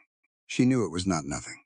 Asking for help was its own specific act, something she had trained herself to be precise and deliberate about, because the instinct, after 4 years alone, was to solve everything within the boundaries of her own operation and not extend past them. That instinct had served her. It had also occasionally cost her more than the help would have. Knowing the difference, knowing when a problem exceeded what you could manage alone and responding to that knowledge without shame, that was a skill, a real one, as real as rope work and water rights and reading a contract. She had made the right call this morning. She knew it, and she knew he knew it, and she was glad that he didn't say so aloud. Thad set his cup down and leaned forward on the table. "The sinkhole section of your east pasture," he said. "How much of the field runs over that same water table?" "Maybe a third, possibly more." She got up and went to the shelf where she kept her property maps, rolled and labeled by date, the most recent on the outside, and brought the relevant one back to the table. She unrolled it and held the edges down with the coffee cups. "This section here," she indicated a band running along the base of the rise. "I flagged it in October when I found soft ground in 3 places. The sinkhole was in an area I thought was safe." He studied the map. He did not reach out and point at things without being invited. He looked and waited for her to show him, and she noted that and adjusted her estimation of the morning accordingly. "The whole strip needs to be fenced off," he said. "Interior fence, close to the base of the rise. Keep the cattle from accessing it until the ground firms fully." "That's 30 posts minimum," she said. "Maybe more. I don't have the posts cut. I have timber on the north section of the Sterling property that was cut for the barn repair last summer. I have more than I need." He looked up from the map. "That's my offer. The timber and the labor to set the posts. Split between your hands and mine." She looked at him. "Why?" "Because Duchess is your best breeding cow, and you have her set for 2 calvings this spring. And if she goes into that sinkhole again in worse weather, you lose her, and those calves both. And that's a material loss that affects the herd quality you're bringing to the drive." He held her gaze. "Partners protect each other's assets. That's what the agreement means." She sat back. The logic was impeccable, and he had delivered it without a single note of charity or condescension. He had delivered it in the language of practical livestock economics, which was the language she trusted most.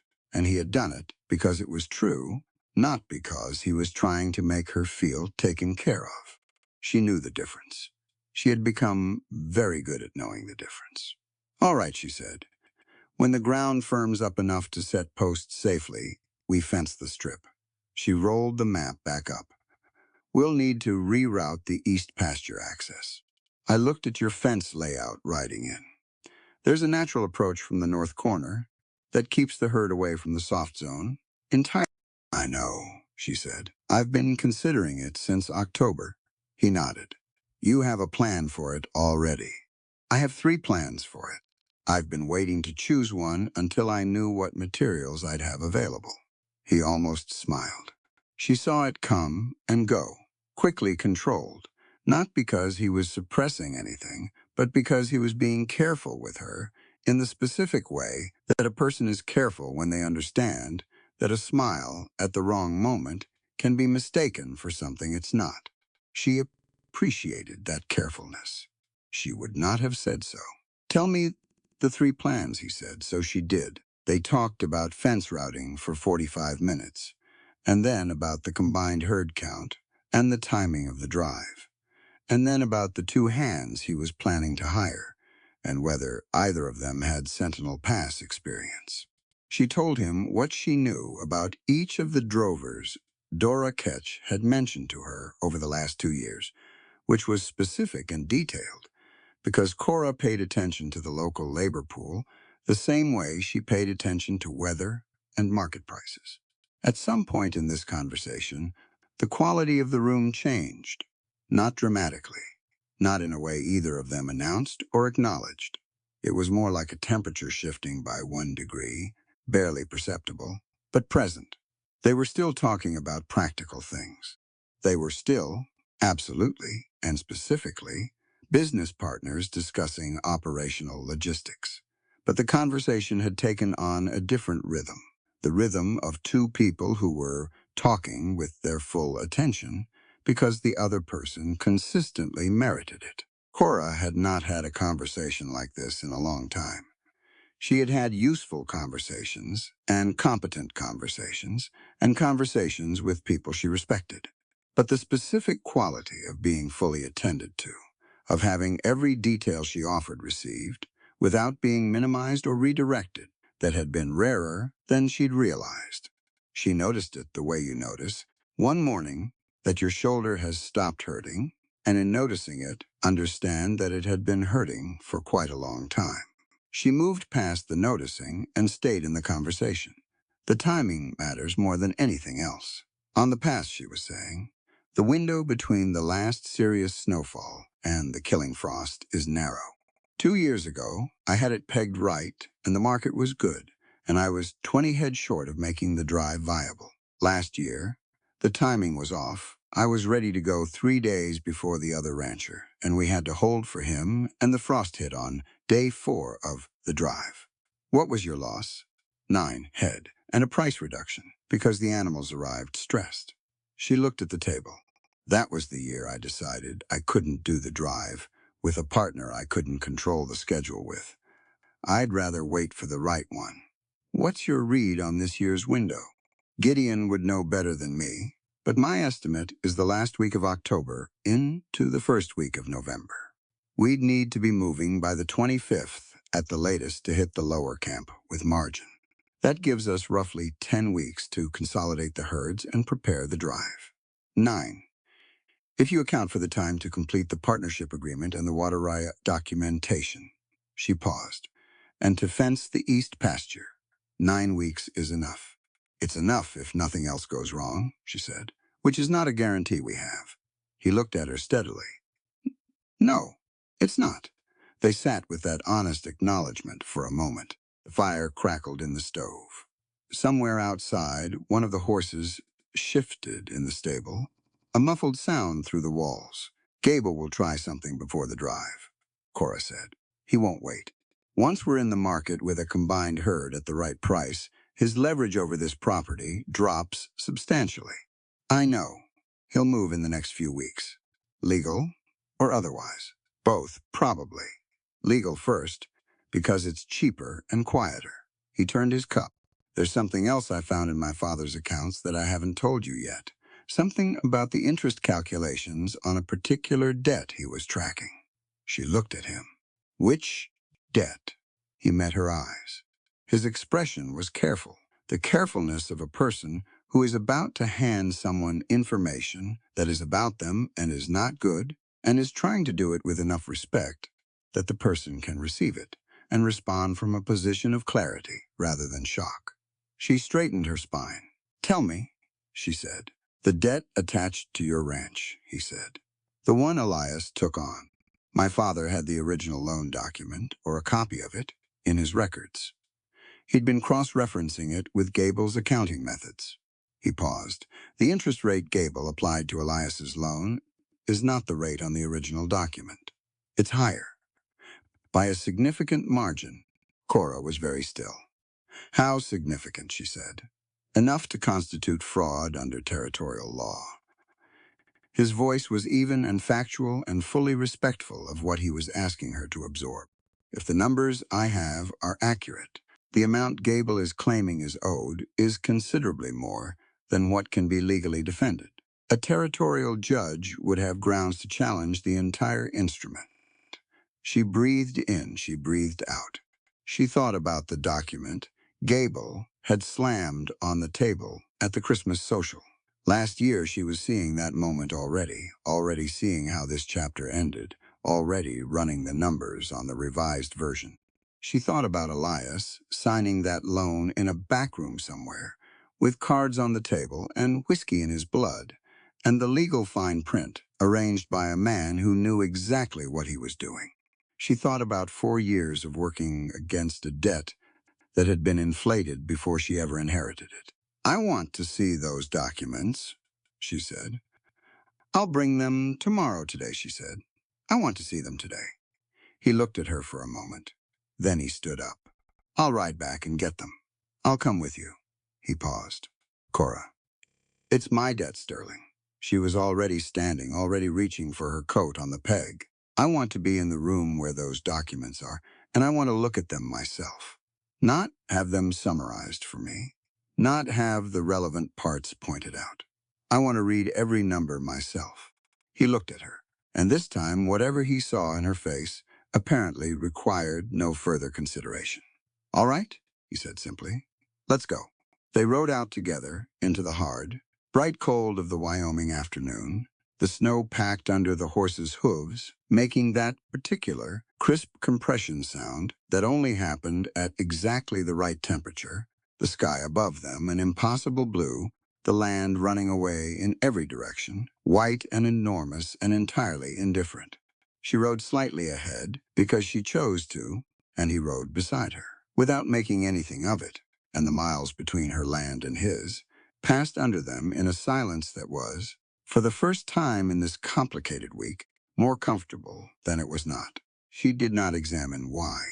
They were business partners. The work was clear and urgent, and there was a great deal of it. The morning had been hard and physical, and they had come through it without friction, which was the most a new arrangement could reasonably ask for.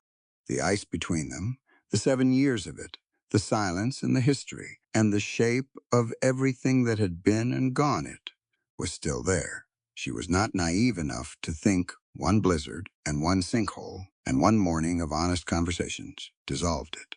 Ice didn't work that way. Even when it started to thaw, what you had was cold water, not warmth, and you had to be careful what you mistook for what.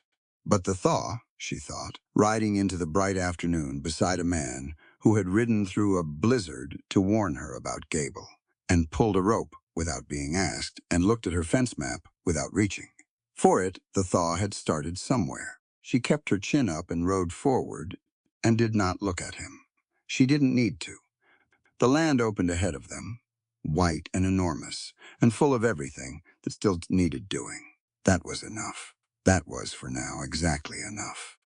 The Christmas social was Oak Haven's one concession to beauty. Every year, the town decorated the church with pine boughs and candles, and whatever colored ribbon could be found in the general stores, dwindling winter stock, and every year the people of the territory put on their best clothes and came in from the cold, and ate food that was better than their daily fare, and danced to fiddle music, and, for a few hours, allowed themselves to forget that survival was the primary occupation of everyone in that room. Cora had not planned to go. She had made this decision somewhere around the second week of December, when the partnership agreement had been finalized and filed, and the east pasture fence was half-built, and the combined herd counted and sorted, and she was deeply, entirely tired in the specific way that comes from 2 months of hard work and constant vigilance. A social was an expenditure of energy she was not sure she had available.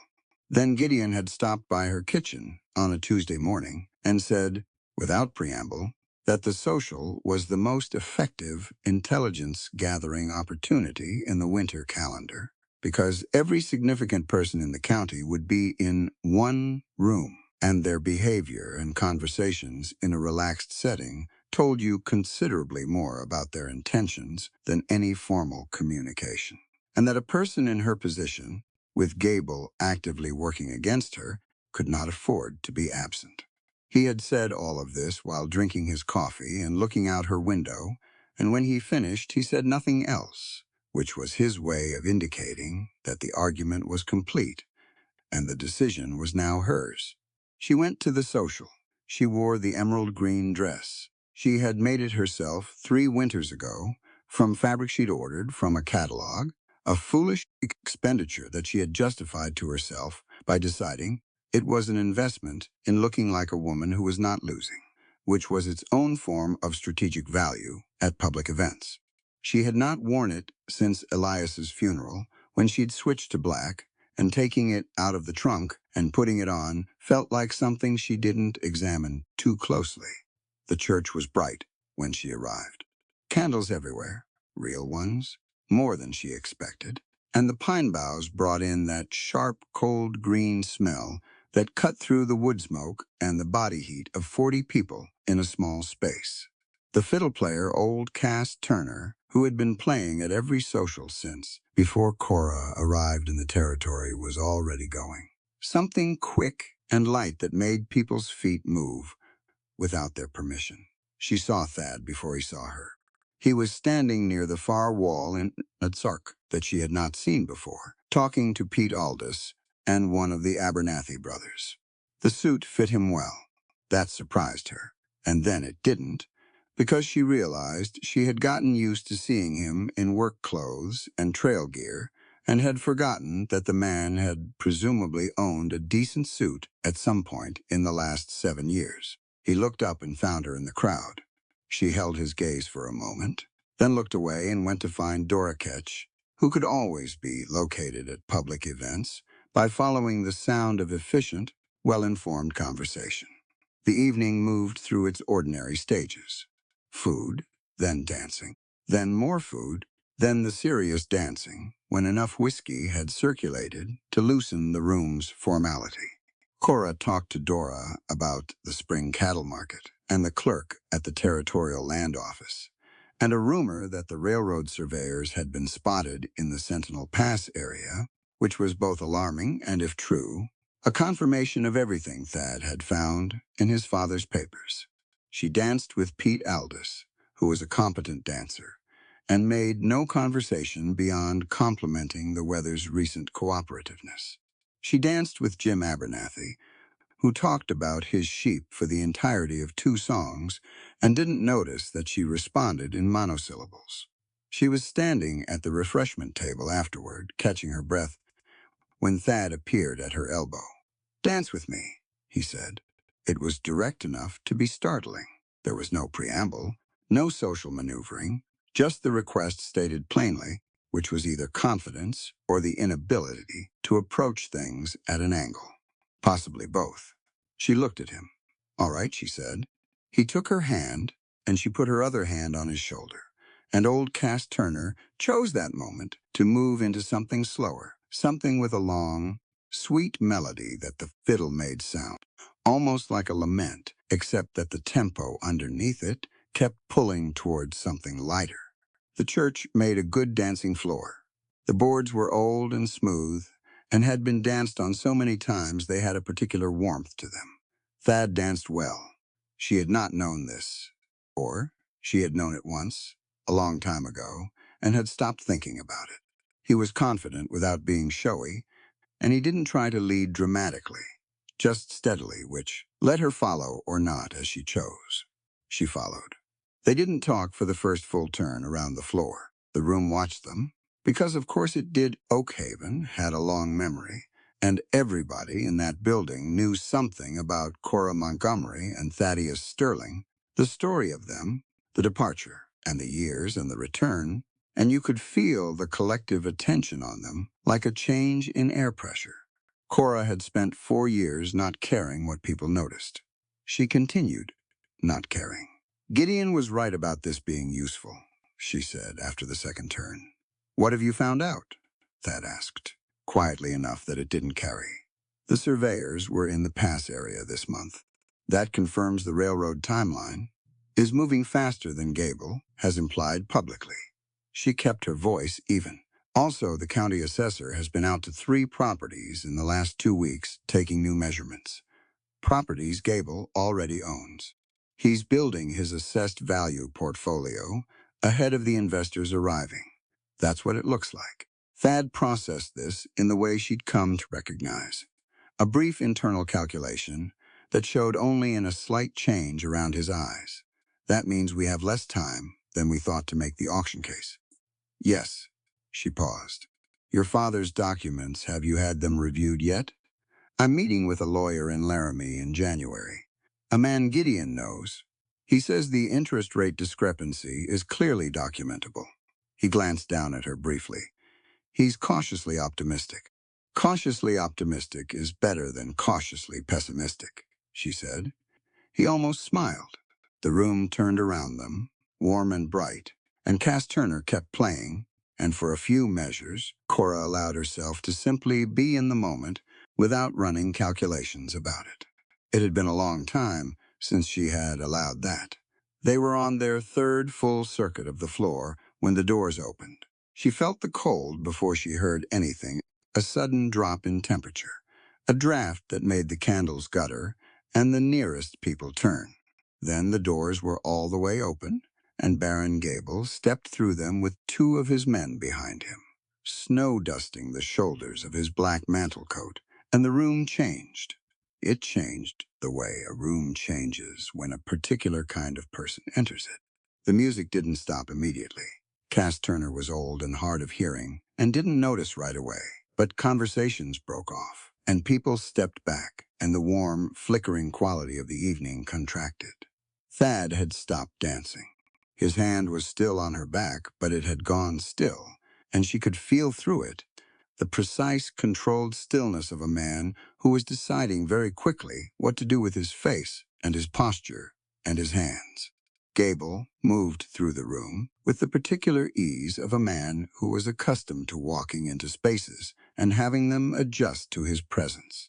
He was tall and lean and dressed in good Eastern clothes, and he had a way of looking at a room that suggested he was mentally calculating the value of everything in it, human and otherwise. He walked toward them. The crowd made way. He stopped at the edge of the cleared floor and looked at Cora and Thad with the pleasantly composed expression of a man who had arrived knowing exactly what he was going to do and had arranged his face for the specific effect required. Mrs. Montgomery, he said. Sterling, what a picture you make. He reached into his coat. I hate to interrupt a lovely evening. He did not appear to hate it. He pulled out a folded document and crossed the remaining floor and set it on the nearest table with the flat, decisive movement of a man placing a final card. He did not slam it. Exactly. The document came down on the table with enough force to be a statement, quiet enough to maintain his composure. Before your late husband died, Gable said, addressing Cora with the tone of someone explaining a simple thing to a person who had misunderstood it. He mortgaged the entirety of your ranch property to my institution to cover a debt of considerable size. He opened the document and turned it to face her. That mortgage is now past its grace period. You have 72 hours to vacate the property or pay the full outstanding balance. He paused. $5,000. The room was entirely silent. Cora looked at the document. She read it. She read every line, which took 45 seconds. And in those 45 seconds, the room held its breath, and Gable stood with his hands clasped in front of him, looking like a man impatiently waiting for an unpleasant truth to be received. She had known about the mortgage. What she had not known, until this moment, was the full figure Gable was claiming, because the version of the loan document she had been working from Elias's copy, found in his desk after the funeral, had a different number on it than the one she was reading now. The number on the document in front of her was not the real number. She knew that now, with absolute certainty, because she had spent 3 weeks going through her father-in-law's records and Thad's copies and the Territorial Land Office's documentation.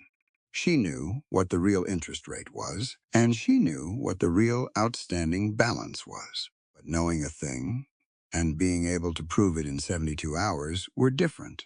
She straightened up. Outside, very suddenly, sound rose above the silent church. A low orange glow was visible through the windows, flickering and growing. Someone near the window made a sharp, startled sound.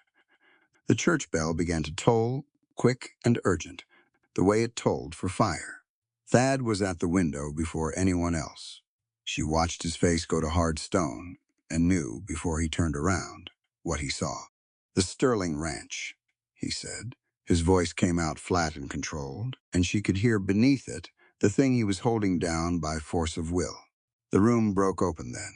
People moving, voices rising, the particular organized chaos of a community responding to fire, the people who knew what to do, already heading for the doors, and the people who didn't, getting out of the way. Gable stood where he was. He did not move toward the doors. He watched the room with the composed, satisfied expression of a man whose plan was proceeding on schedule, and he looked at Thad with something that might have been sympathy if it had contained any. 72 hours, Sterling, he said. Save the widow, or save what's left of your father's ashes. Thad looked at him for one long moment. Then he looked at Cora. She had already folded the foreclosure document and put it in her evening bag because it was evidence, and it was not leaving her possession, and she was standing with her spine straight in the emerald dress, and her face composed into the specific expression she wore when she was working through a problem, and had not yet arrived at the solution. But her hand, when Thad reached for it, found his without hesitation. And then she felt it a wave of dizziness, sharp and sudden, moving up from somewhere in her chest.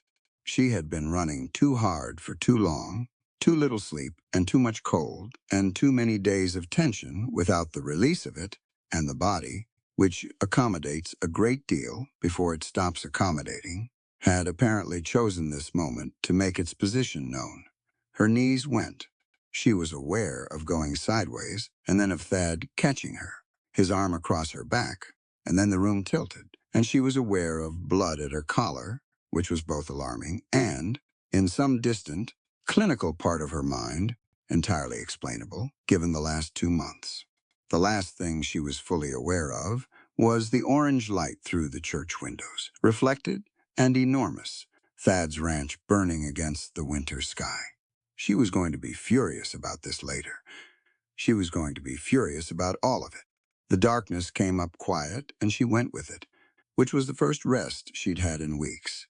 Dr. Maeve's clinic smelled like carbolic acid and pine resin, and something herbal she kept simmering on a small brazier in the corner that she claimed had no medicinal value, but that everyone who had ever spent a night in that clinic agreed made the ceiling feel less close. Cora woke to that smell and to the particular quality of light that meant early morning through frost-covered glass, and to the firm, businesslike presence of Dr. Maeve, herself, sitting at the bedside with her reading glasses on and a clipboard in her hand, looking at Cora with the expression of a woman who has a diagnosis and several opinions and is deciding on the order in which to deliver them. Theodora Maeve was 41 years old and had been the only physician in the territory for 9 years, which she had managed by being twice as competent as anyone would have expected, and entirely unwilling to accept the suggestion, which had been made multiple times in her first year, that a woman's constitution was not suited to frontier medicine. She had a gray streak in her dark hair that she had never bothered to disguise, and she wore her coat even indoors most of winter because the clinic's heating was unreliable. And she spoke with a directness that some patients found bracing, and that Cora had always found deeply restful. "You're awake," Dr. Maeve said. "Good. Drink this." She held out a tin cup. Cora sat up slowly and took the cup. It was warm and tasted like iron, and something bitter, and she drank it without asking what it was, because Dr. Maeve did not give you things without reason. "What happened?" Cora asked. Her voice came out rougher than she expected. "You collapsed." Dr. Maeve made a small notation on her clipboard. "Exhaustion, primarily. Your body has been running on insufficient sleep and food, and too much cold exposure, for what I estimate has been approximately 6 to 8 weeks." She looked up over the glasses. "Also, you have been under sustained emotional stress, which your body factors in whether you personally acknowledge it or not." "I'm not. I didn't ask," Dr. Maeve said pleasantly. "I'm telling you what your body is doing, not what you think your body is doing. There's a distinction." She set the clipboard on the side table. "The blood was from a burst capillary in your upper throat. It sounds alarming. It is not in your case structurally serious. It is, however, your body's method of communicating in capital letters." She folded her hands. "You need 3 days of rest." "3 days," Dr. Maeve said. Same tone. The tone of a person who has said this before to many patients and intends to keep saying it until the message is received. "After which you may resume your ordinary schedule of attempting to single-handedly manage a cattle operation and a property dispute and whatever else you have arranged to do simultaneously." Cora looked at the ceiling for a moment. Then she looked at the window. The frost on the glass was thick, which meant it was seriously cold outside, which meant her cattle needed the morning check and the trough broken and the shelter bedding turned. "My ranch," she said. "Your foreman and the 2 sterling hands have the morning operations covered." Dr. Maeve said this as if she had already anticipated the question and assembled the answer in advance, which she probably had. "Gideon Hayes arranged it last night. The fire. Sterling's barn is significantly damaged. The structure held. No animals lost." Dr. Maeve paused, and her voice moved into a register that was slightly less clinical and slightly more human. "He fought it through the night. Cora, he's in the next room now." Cora turned her head. Through the thin partition wall that divided the clinic's 2 patient rooms, she could hear nothing specific, just the ordinary sounds of a building in winter: the settling, the draft, the fire in the stove. "Is he hurt?" "Burns on his right forearm, minor.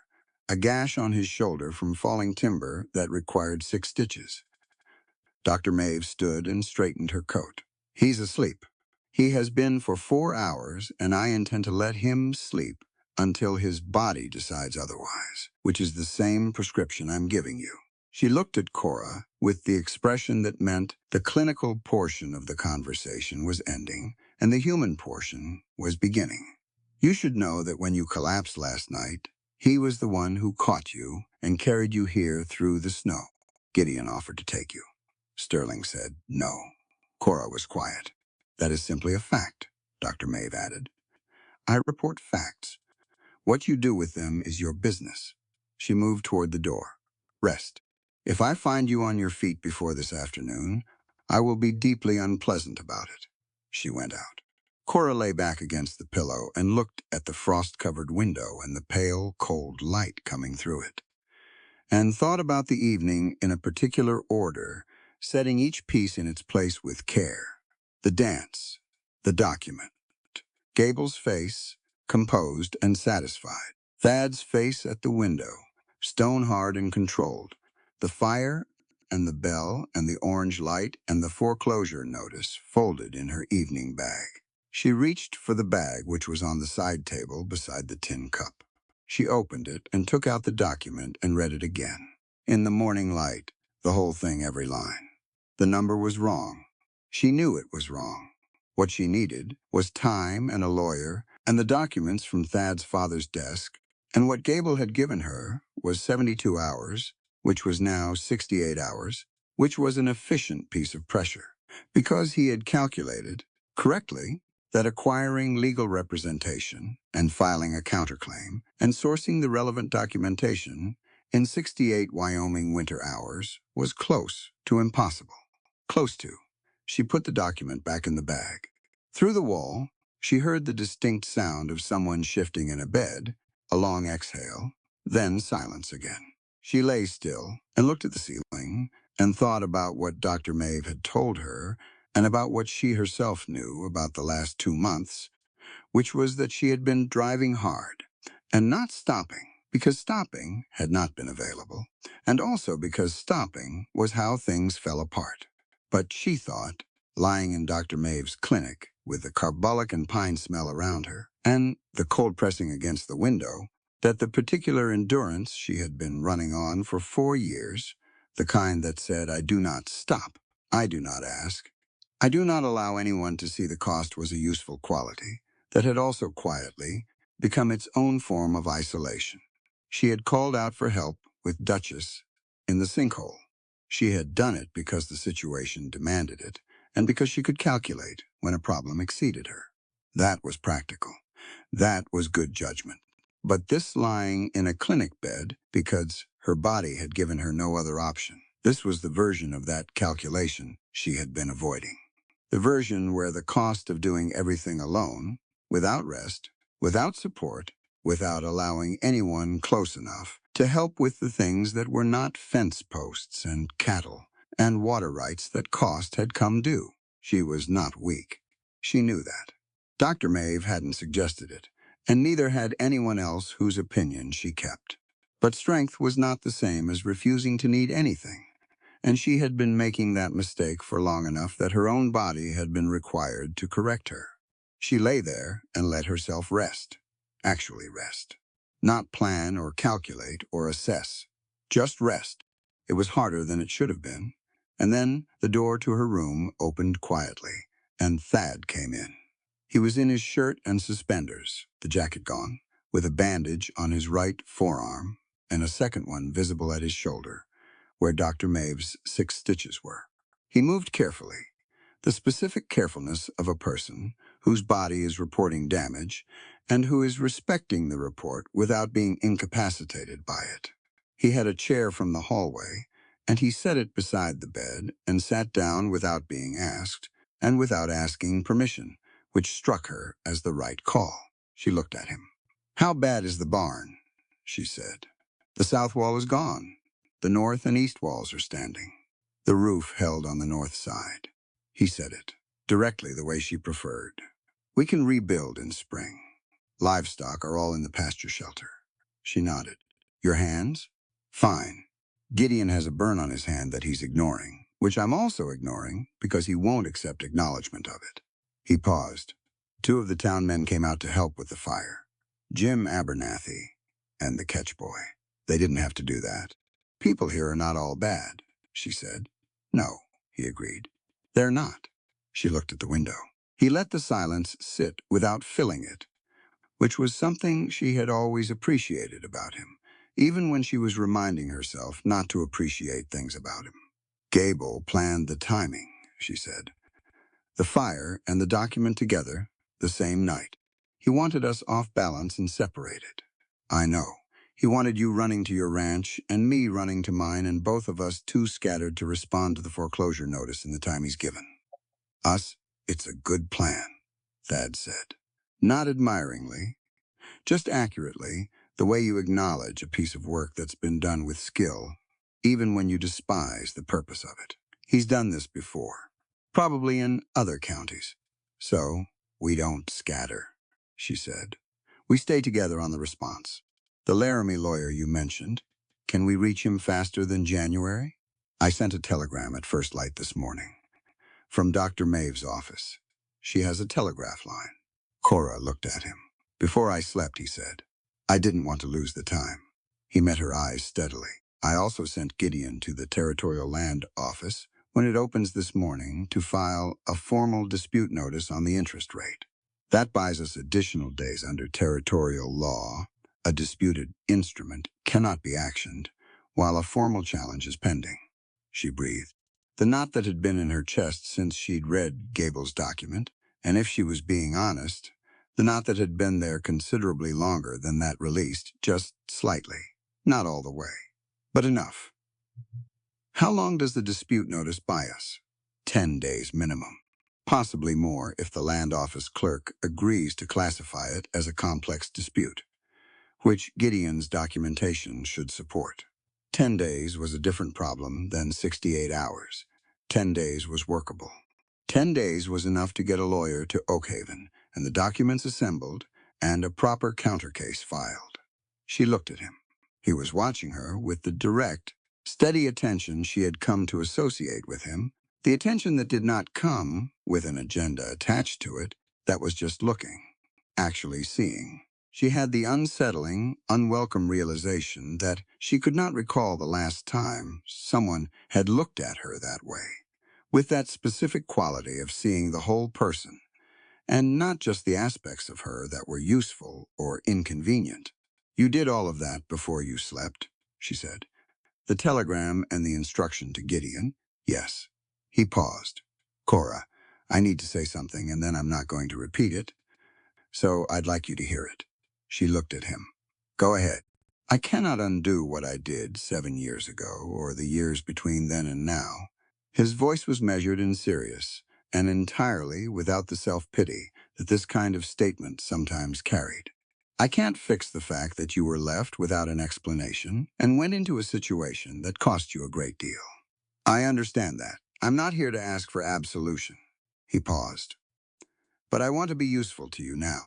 Not as someone who is managing your affairs, or standing in front of you, or deciding things for you. As a partner who is standing beside you and working the problem alongside you." His eyes didn't move from hers. "That's what this is. That's what I'm offering. You make your own choices. I back them up with whatever I have." The room was quiet. She thought about Dr. Maeve's words, about her body in capital letters, about the particular exhaustion of deciding everything alone, and the particular complicated relief of having someone beside her who was not asking her to be less than she was in order to accept help. She thought about Elias, who had needed her to be smaller to make him feel larger, and about the slow, grinding cost of that. She thought about what it meant when help was offered from strength rather than from pity, when a partner said stand beside you and meant it. "I know," she said finally. "I know what it is." She held his gaze. "Don't make me regret taking you at your word." "I won't," he said. He meant it. She could tell. She had gotten very good at the difference. "The east pasture fence," she said. "We'll need to finish it before we move the combined herd. That's still 2 weeks of work. We can have it done in 10 days if we add hands. Then add them." She sat up a little straighter against the pillow. "And whoever you hire for the drive, I want to meet them before they're confirmed. I need to assess their judgment in poor weather conditions." "Agreed," he said. "And the document Gable served. I want a copy made today and sent separately to the Laramie lawyer, so Gable can't claim we lost or altered the original. Gideon is having the copy made this morning." She looked at him for a long moment. He had been thinking about all of this, she realized. He had been thinking about it the way she would have thought about it, in order, by priority, moving through the pieces with the systematic attention of a person who understood what was at stake and was taking it seriously. Not because she had asked him to, because he understood what she needed and had moved to provide it before she could ask, which was not the same as overstepping. It was the thing that made the difference between a partner and a person who was pretending. "All right," she said. "Let me sleep 2 more hours. Then I need to be up and at the land office." Dr. Maeve said 3 days. "Dr. Maeve doesn't know what's on my desk." She met his eyes. "I'll rest this morning. This afternoon I work." He looked at her for a moment. Then he nodded. "I'll let her know. She'll be unhappy about it." "Yes," he said, "she will be." He stood careful with the bandaged shoulder. He moved the chair back toward the door. "Cora," he stopped. "For what it's worth, and I don't know what it's worth exactly, but I'm going to say it anyway." He looked at her from the doorway. There is nobody in this territory more capable of getting through this, and I'm glad I'm on your side of it." He went out before she had to decide what to do with that. She lay back and looked at the frost-covered window and felt the clinic's warmth around her, the carbolic and the pine resin, and the herbal steam from Dr. Maeve's brazier, and she let herself have 2 full hours of real sleep. She had never been someone who wasted time, but she was learning that rest was not waste. That was something worth learning. Outside, Oakhaven went about its winter morning, and somewhere in it, Gideon Hayes was filing paperwork, and the Laramie lawyer was reading a telegram, and Baron Gable was sitting in his bank office waiting for 2 people to break under the pressure he'd applied. He was going to be waiting a long time. The Territorial Land Office opened at 8 in the morning, and Gideon was already on the steps at 7:50, his breath visible in the cold air, a satchel of documents tucked under his arm with the careful, specific precision of a man who understood that paper was as powerful as any weapon and required the same respect. Cora arrived at 9. Thad was already inside, talking to a clerk named Harlan Briggs, who was one of those unremarkable-looking men who turned out, upon closer inspection, to be exactly what the situation required. He was in his late 40s, slight, with ink-stained fingers, and the kind of institutional memory that came from reading the same laws repeatedly until they stopped being words and started being something more like architecture. Gideon had known him for 11 years. He was not in Gable's pocket. That distinction, in Oakhaven in December of 1878, was worth more than most people understood. Briggs had read the dispute filing by 9:15. He read it the way careful people read things, which is to say he read it twice without saying anything. And then he set it down and took off his glasses and looked at the wall for a moment. "The interest rate discrepancy," he said. "That's the core of it." "Yes," Thad said. "And you have the original loan instrument. A copy. The original may be in Gable's records. The copy came from my father's files, which predated any alterations Gable may have made to his own documentation." Briggs put his glasses back on and looked at the papers again. The Territorial Code on Disputed Instruments is clear enough. A formal challenge filed prior to the enforcement action suspends the action for 14 days, not 10. During that period, the burden shifts to the claimant to demonstrate that the instrument is sound. He looked at Thad, then at Cora, then back at the papers. "I'll file this as a complex dispute. That's defensible, given the documentation." 14 days. Cora thought about that number on the walk back. 14 days was the difference between desperation and a plan that had room to breathe. She had spent 4 years learning to tell the difference between those two things, and she was not going to waste this one. The Laramie lawyer arrived on the Wednesday train. His name was Chester Pruitt, and he was not what Cora had pictured. She had pictured someone old and formal and slow.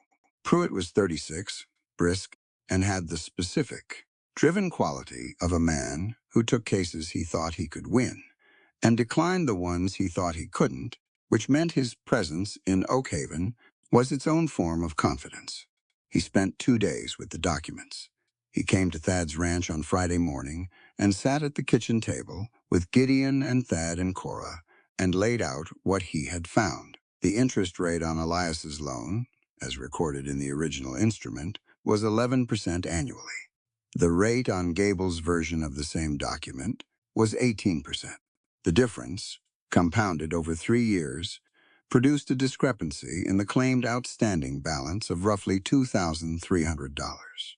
Gable had inflated Elias's debt by nearly half. "That's fraud," Pruitt said. "Not interpretation, not aggressive accounting. Fraud and documentable under territorial law."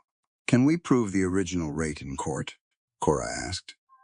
"I can prove it," Pruitt said. "Your copy is dated and witnessed by a notary in Laramie who is still practicing. That notary can testify to the figure. Gable can claim all he likes that your copy is inaccurate. The notary's record is independent." He looked at her steadily. "What I cannot do is make Gable release the mortgage voluntarily. He'll fight it. He has the resources to fight it. But I can force a public auction of the debt instrument under territorial law, which means a judge reviews it, which means Gable's version is exposed in an open proceeding. A public auction, Thad said, under territorial statute, when a debt instrument is formally disputed, and the dispute cannot be resolved privately, the instrument goes to public review. A territorial judge presides. Both parties present documentation. The judge rules on the valid outstanding balance. Pruitt folded his hands. If we get the right judge, and if the notary's testimony holds, the balance is reduced to the legal amount, which, based on what Cora has been paying against the principal over 4 years, may be close to zero. Cora sat very still, close to zero. 4 years of payments against an inflated number, eating into a principal that was significantly smaller than Gable had claimed. She had been paying off a debt that was nearly extinguished, and Gable had been pocketing the difference. "When can we file for the public auction?" she said. "I'll file Monday," Pruitt said. "That gives us time to prepare the documentation package correctly. The hearing will be scheduled within 30 days. Gable moved the following Tuesday. Thad found out about it from Rourke. The man had apparently been thinking since the afternoon Thad let him walk off the property, and whatever he'd been thinking had brought him to the Sterling fence line early in the morning, standing in the road with his hat in his hands, and a look on his face that suggested the conscience he'd displayed by throwing those oil rags over the fence had continued to trouble him. He told Thad that Gable had been informed about the public auction filing, and that Gable had decided the legal papers needed to disappear before Monday's filing could be completed and recorded. "He's sending men to intercept whoever carries those papers to the county seat," Rourke said. He didn't look at Thad directly when he said it. He looked at the fence post between them. 3 men. "They're going to take the canyon road because that's the only route in this weather." Thad looked at him for a long moment. "Why are you telling me this?" Rourke was quiet. "Then I got a family in Laramie," he said. "I said that before. I meant it." He finally looked up. "I've been doing wrong work, I know that. I can't take it back. But I can stop doing more of it." Thad nodded. Rourke walked back down the road and did not look behind him. Thad carried the documents himself. He told Gideon and Cora both that morning, and he told them straight, and Cora's expression went through 3 things in rapid succession before it settled into the particular, focused clarity she wore when she was working a problem. She said she was coming with him. He said no, and before she could say anything to that, he said, "Not because I think you can't. Because someone has to stay with Pruitt and the copies, and because Gable is watching your land. If we both ride for the canyon, he moves on the ranch." He held her eyes. "This is the right division of the work. Not a question of capability." She knew he was right. She hated that he was right, with the specific, clean irritation of a person who has assessed the logic and found it sound. "You come back with those papers," she said. "Yes," he said, "I will." He rode out at first light. The canyon road ran northeast for 6 miles before it opened onto the main territorial route. In good weather, it was 40 minutes of easy riding.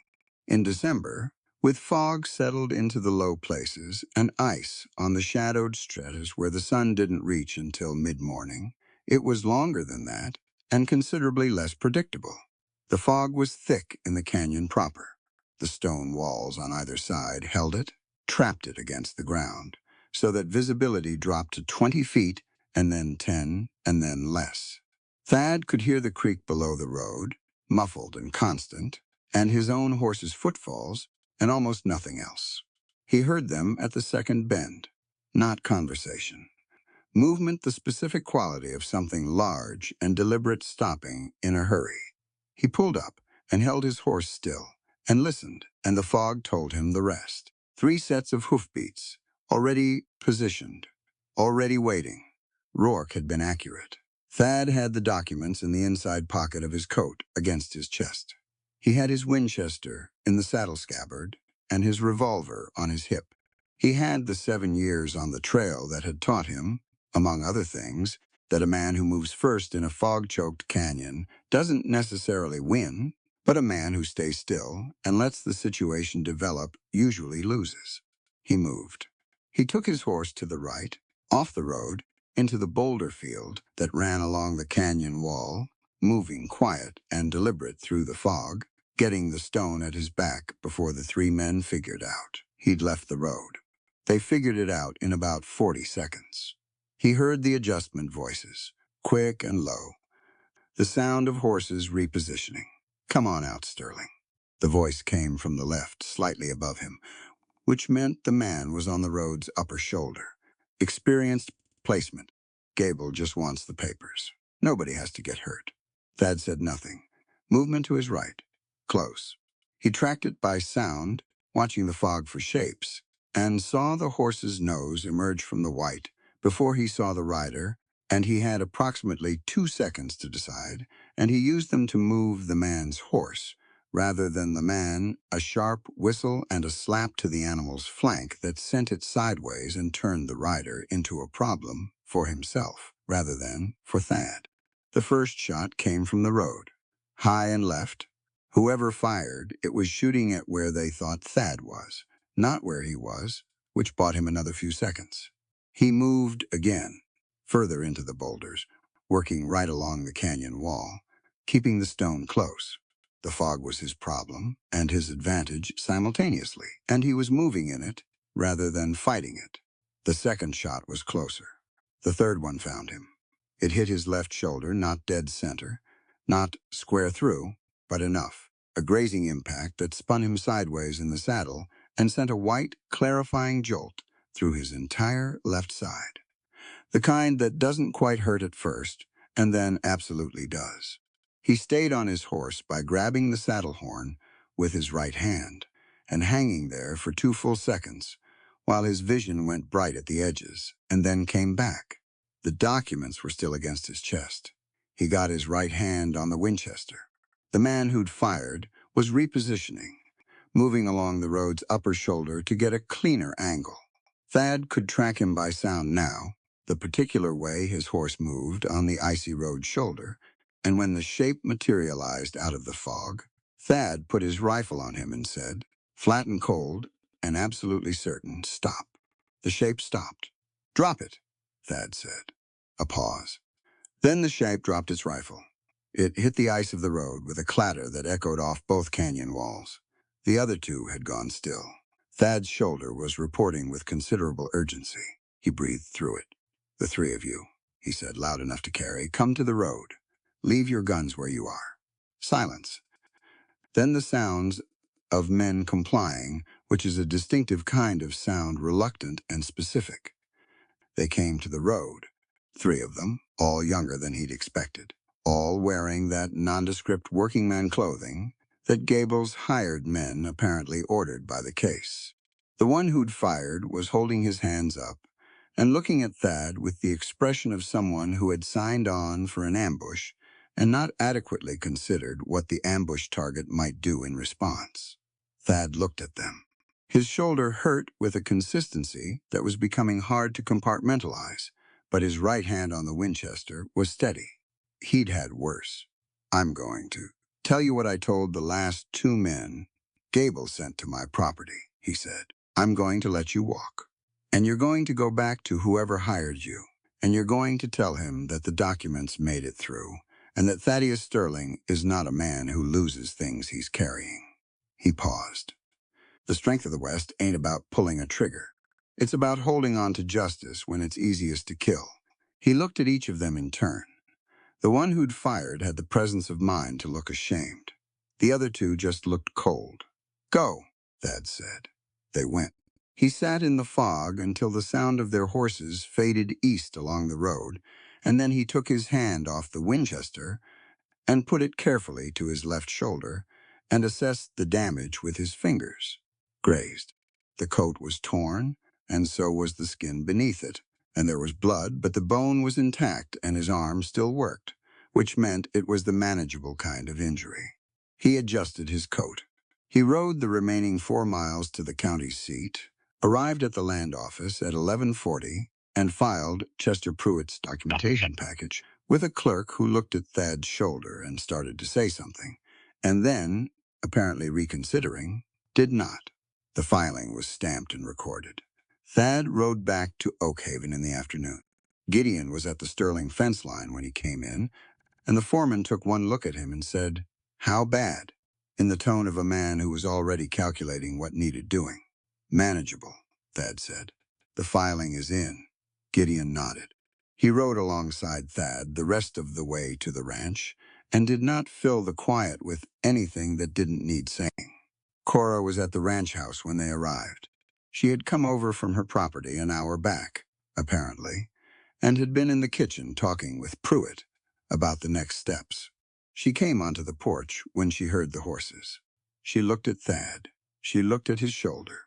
Her expression moved through several things and then settled. She came down the porch steps and took the horse's reins from him and said, very quietly, so only he could hear it, "You came back with them." "I said I would," he said. She looked up at him. Her eyes were steady and dark and entirely direct. "Inside," she said. "Dr. Maeve is on her way." He got down from the horse, which was less graceful than he would have preferred, and she steadied him once with a hand at his elbow. A brief and practical contact that she released as soon as he had his footing. Pruitt held the door. Gideon took the horse. The filing was in. Gable's men were riding empty-handed back to wherever Gable was waiting. 14 days had become something else entirely. Something with a shape to it that looked for the first time like a fair fight. That was enough. For tonight, that was enough. The Aspen Grove Valley sat 2 miles north of the Sterling Ranch, in a fold of the land that the wind missed somehow, even in serious weather. Thad's mother had found it first. She used to ride out there in the summer with a book and a blanket and spend the afternoon reading in the long grass, while the aspens moved overhead, their leaves catching light and turning it into something that looked like it belonged in a different, easier world. She had called it her sanctuary. She had used that word specifically, sanctuary, not hiding place, not retreat, which was, Thad thought, the difference between a woman who understood what she needed and a woman who apologized for needing it. He had not been there since before he left. He went in mid-January, 6 days after the Canyon Road, because Dr. Maeve had told him he was not to ride hard, not to lift anything substantial, and not to pretend his shoulder was in a condition it was not in, and that the closest she could come to prescribing something that wasn't medicine was for him to go somewhere quiet for a few days and let his body do the work she'd set it up to do. He did not expect Cora to come.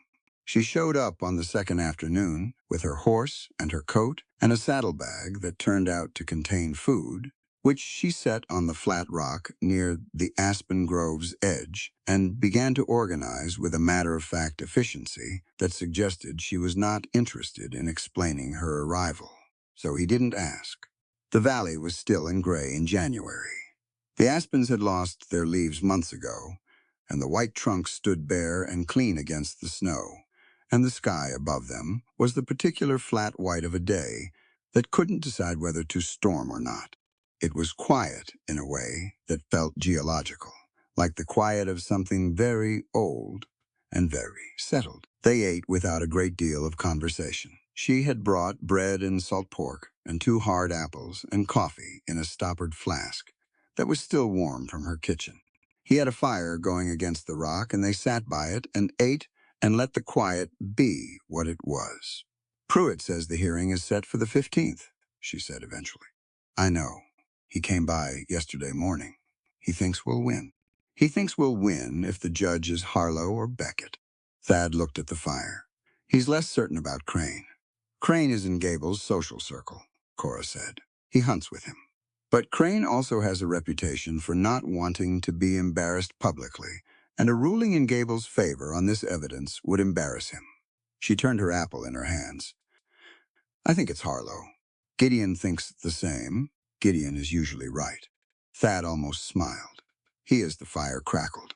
One of the aspens shifted in a small gust, its bare branches clicking against the neighboring trunk in that dry, specific way that aspens made, a sound that was its own kind of language.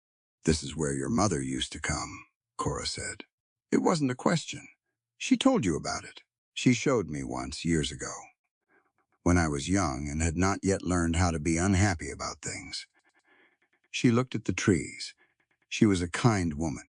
She didn't talk much, but what she said was always true. Thad was quiet.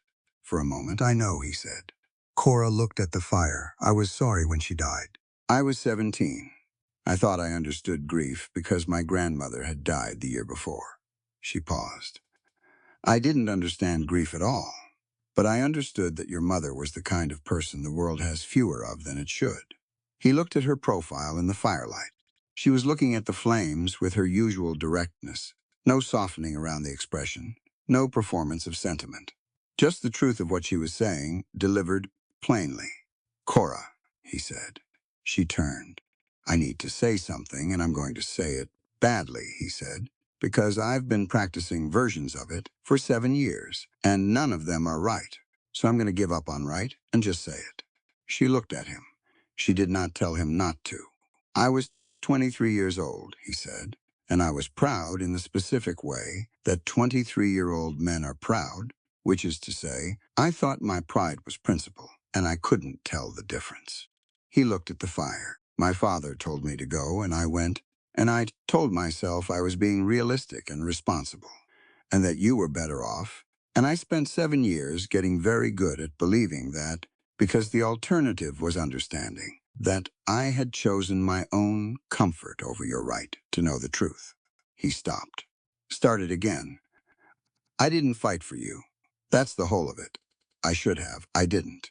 And I can explain the circumstances, and the blackmail, and my father's cowardice, all I want. But none of that changes the fact that when it mattered, I took the easy road and dressed it up as sacrifice." He looked at her directly. "That was the greatest mistake of my life. I know that. I've known it for a long time." The fire moved between them.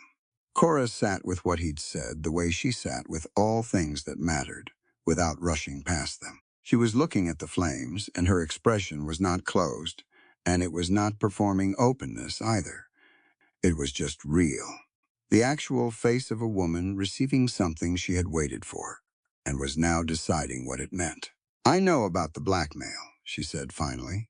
"Gideon told me what was in the letters, the general shape of it. After you came back," he said.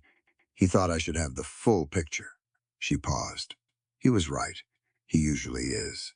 I've been angry at you for 7 years," she said. "That's true, and I'm not going to dress it up as something else.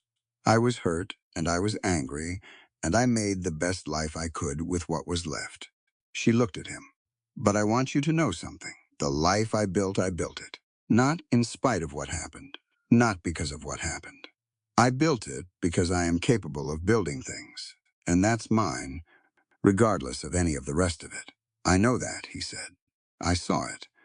I need you to know it not just as an observation," she said. "I need you to know it as a fact that doesn't change based on what happens between us. My capability isn't contingent on your presence or your absence." "It isn't," he said. "I know." She looked at him for a long moment.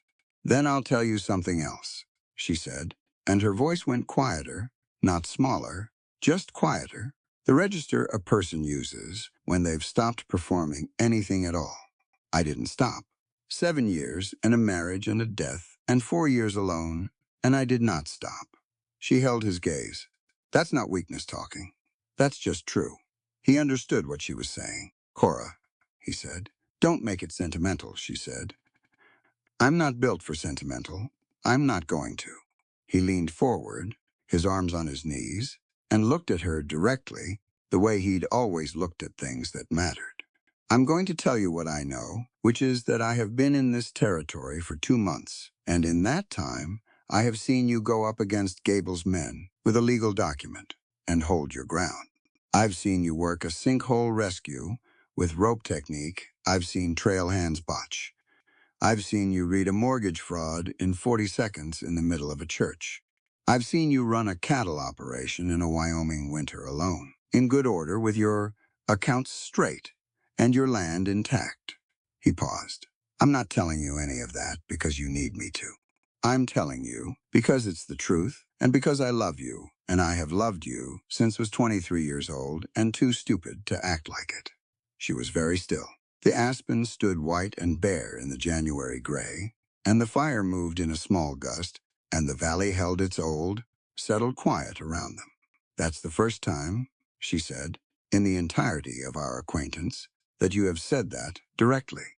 I know. She looked at him. Her dark eyes were steady and clear, and entirely without the armor she wore in town, in the ranch yard, in the land office, and the clinic, and every place where she had learned that showing nothing was safer than showing something. Here, in the valley where his mother had come to be honest, she was just herself, the actual Cordelia Montgomery, not the version built for survival. She was extraordinary. I love you, she said. I have loved you since I was 21 years old and didn't know enough to protect myself from it. She said it the same way. She said everything that mattered, plainly, directly, without cushioning. That has been an inconvenient fact for a significant portion of my adult life. He almost laughed. She moved first. She closed the distance between them and kissed him. And it was not the kiss of 23 and 21, the young, rushing, undefended kind that doesn't know what it's risking. It was something else. Slower, more deliberate, built on 2 months of rope work and contested documents and blizzard rides, and 4 years before that of building something real from loss, and 7 years before that of carrying each other at a distance without naming it. When they pulled back, she was still looking at him with that clear, direct gaze. If this becomes what I think it might become, she said, my land stays mine. My name stays mine. My decisions stay mine. Yes, he said. I mean that without any softening of it. I know you do, he said. And I mean my agreement without any softening of it. She studied him, looking for the crack the way she always did. He held her gaze and waited. She didn't find one. All right, she said. They sat by the fire for a long while after that. The day moved through its gray, quiet paces. They talked some and were silent some, and both felt equally natural, which was its own kind of information. She told him about the first winter, alone on the ranch, the year after Elias died, the specific and terrible education of discovering how many things she hadn't known she would need to know. He told her about a winter in Montana, 1,874, when the whole drive had nearly gone sideways in a river crossing, and he'd spent 3 days certain they were going to lose every head and had been wrong barely. She asked questions that were specific and practical, and showed she was actually listening. He answered them the same way. At some point, she leaned back against the flat rock and tilted her head up at the aspen trunks against the white sky, and she looked. For a little while, like the woman she'd been before the years, had added their weight. Not younger, just lighter. He did not say so. Some things are observations and not statements. The hearing, she said, when the light had shifted, and the afternoon was getting its cold edge. I'm going to speak. Pruitt will argue the legal case. Pruitt will argue the legal case, she agreed, and I'm going to speak. She sat up and looked at the fire.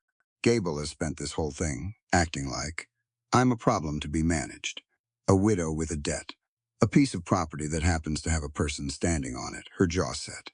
I want to be in that room as myself, not as a plaintiff, not as evidence. As the person who ran that land and paid against that debt and knows every number in those documents. You'll be the most prepared person in that room, he said. I know, she said simply.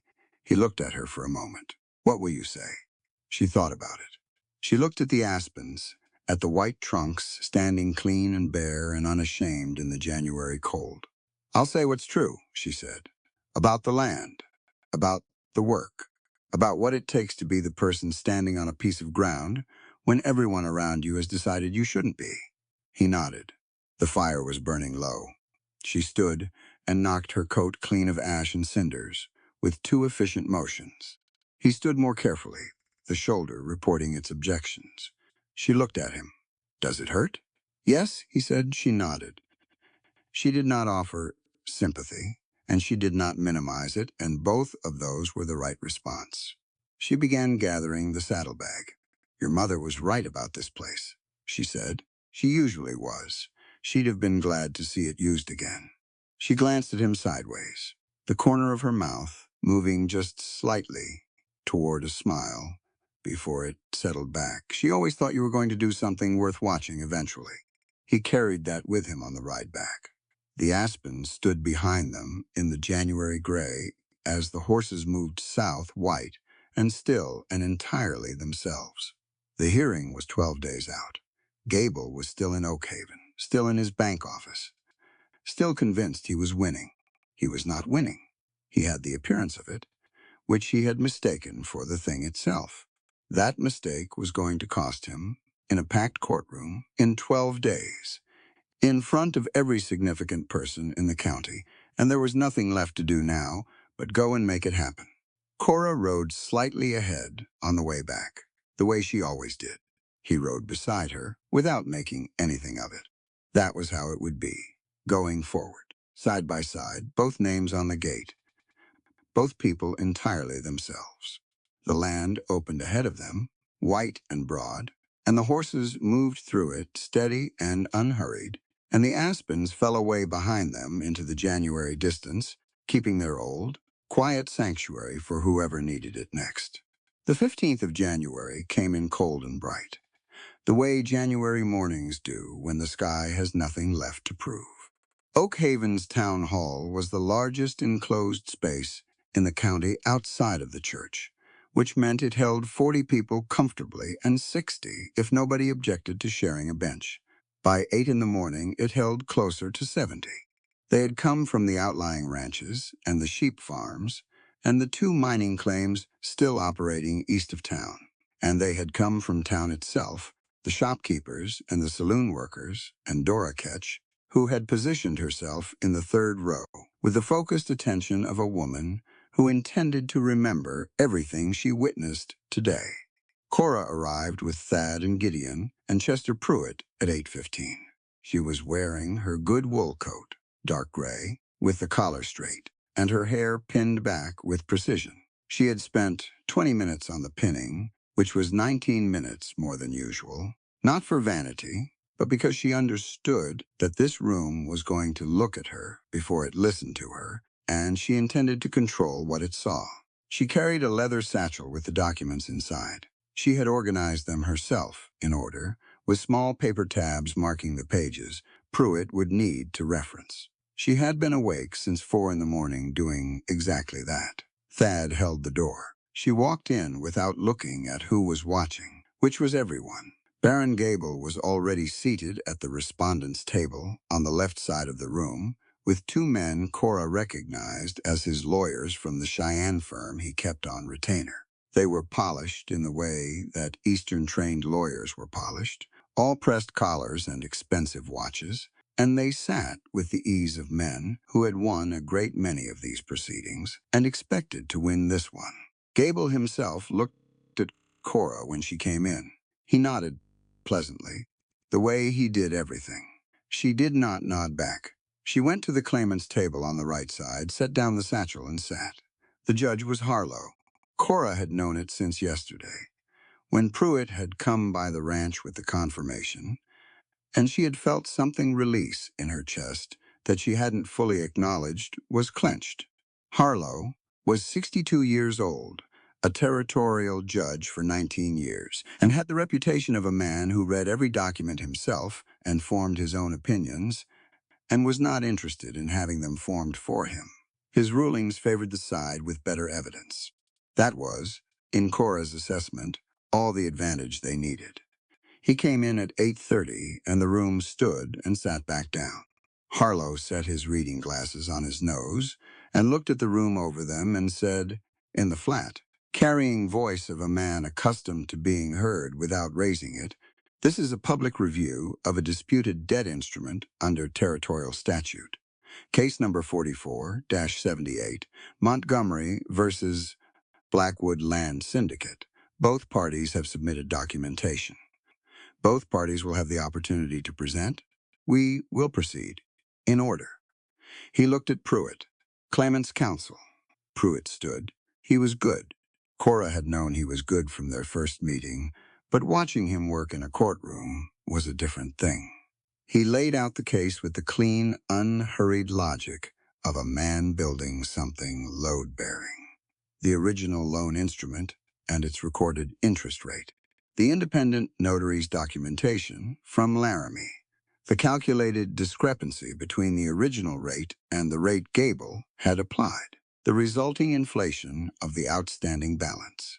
The 4 years of payments Cora had made against a debt that had been artificially enlarged. He set each piece in place and let it stand on its own. And by the time he was done, the room was very quiet, because people who raise cattle and run dry goods stores and manage sheep farms understand, intuitively and completely, what it means when someone changes the numbers on a debt after you've signed it. Gable's lead lawyer went next. He was skilled, he argued interpretation. He argued that the loan's terms permitted adjustment under certain conditions, that the rate applied was within the syndicate's standard practices, that the copy of the original instrument presented by the claimant was unverified. He used the word alleged 6 times. He was precise and confident, and Cora watched him work and thought, he knows the document is bad. He's not arguing the document. He's arguing the process. Harlow asked 3 questions. All 3 were about the notary's record. All 3 told Cora exactly what the judge had concluded from his reading. Then Gable's lawyer said, the respondent would note that Mrs. Montgomery, as the surviving spouse of the original debtor, has limited standing in this matter. The debt was contracted by her late husband. She inherited both the asset and its encumbrances. The question of the rate is a matter between the syndicate and the estate of Elias Montgomery. He sat down, and Gable looked at Cora from across the room with his pleasant, composed expression and said, just loud enough to carry, land and debt are men's business, Mrs. Montgomery. He said it casually, almost warmly, as though he was doing her a kindness by explaining. The room shifted, not loudly. But Cora felt it the intake of breath from Dora Ketch's direction, the way Pete Aldous straightened on the bench behind her, the way Gideon, seated to her right, went very still. She stood up. Pruitt looked at her sharply. She had not told him she was going to do this. She had considered telling him and decided against it. Because if she told him, he might try to talk her out of it, or shape it into something with legal terminology and qualifying language, and what she had to say did not require either of those things. Judge Harlow, she said, may I speak? It was not quite a question. Harlow looked at her over his glasses for a moment. You may, he said. She reached down. She picked up her right work glove from the satchel she had put it there that morning specifically. That single glove, the one with the tar stain at the thumb that she'd stopped trying to remove 2 winters ago. She walked to the front of the room, and she turned to face the bench and the gallery both, and she stripped that glove off her right hand, and she set it, flat and deliberate, on the wooden partition in front of the room. Then she held up her bare hand. The hand was calloused at every joint. The palm was crossed with small scars from wire work and fence posts, and cold tools in cold weather. There was a burn scar along the outside edge from a branding iron that had slipped 3 summers back. She looked at Gable. Look at this hand, Baron Gable. Her voice came out steady and clear and reached the back of the room without effort. It delivered calves in sub-zero blizzards and dug irrigation ditches while you were counting coin in your warm bank. Nobody moved. This Wyoming soil doesn't care if a hand belongs to a man or a woman. She kept her eyes on him, direct entirely without performance. It only knows who bled and sweated for it. She looked at the judge, then and at the room. I am not a surviving spouse managing an inherited inconvenience. I am the person who has worked that land for 4 years, paid against that debt for 4 years, kept those cattle alive through 4 Wyoming winters, and kept those books straight when the numbers were arranged against me. She paused. I am paying off my husband's debt with money I earned myself. And the amount I owe, under the original instrument, at the original rate, is $112.40. She picked up the work glove. She walked back to her table. The room was completely silent for about 3 full seconds. Then it wasn't. Harlow let it run for a moment before he brought his gavel down once, sharp and clean. Gable's lead lawyer stood up and began to say something about procedural. "Sit down," Harlow said pleasantly. The lawyer sat. Harlow took off his glasses and cleaned them with a cloth from his breast pocket, which was apparently what he did when he was arranging his thoughts for delivery. He put the glasses back on. He looked at the documentation on his bench, though Cora had the impression he was looking at it more as a formality than because he needed it. "The notary record from Laramie is independent and dated," he said. "It predates any alterations made to the respondent's copy of the instrument by at least 14 months. The discrepancy between the 2 documents is not a matter of interpretation. It is a matter of arithmetic." He looked at Gable's table. "The applicable rate is 11% annually.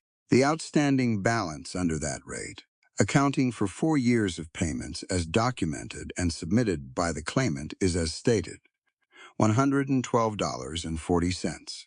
He looked at Cora. "Mrs. Montgomery, you have 30 days to pay the verified outstanding balance. Upon payment, the mortgage is discharged in full, and the encumbrance on your property is extinguished." He made a notation. "The Blackwood Land Syndicate's water rights claims against the Upper Creek Fork, predicated on this mortgage instrument, are similarly extinguished." He looked at Gable. "The court will be referring this matter to the Territorial Attorney's Office for review of the interest rate discrepancy. The respondent's land rights in this county are suspended pending that review." He brought the gavel down once more. Final and clean, Gable stood.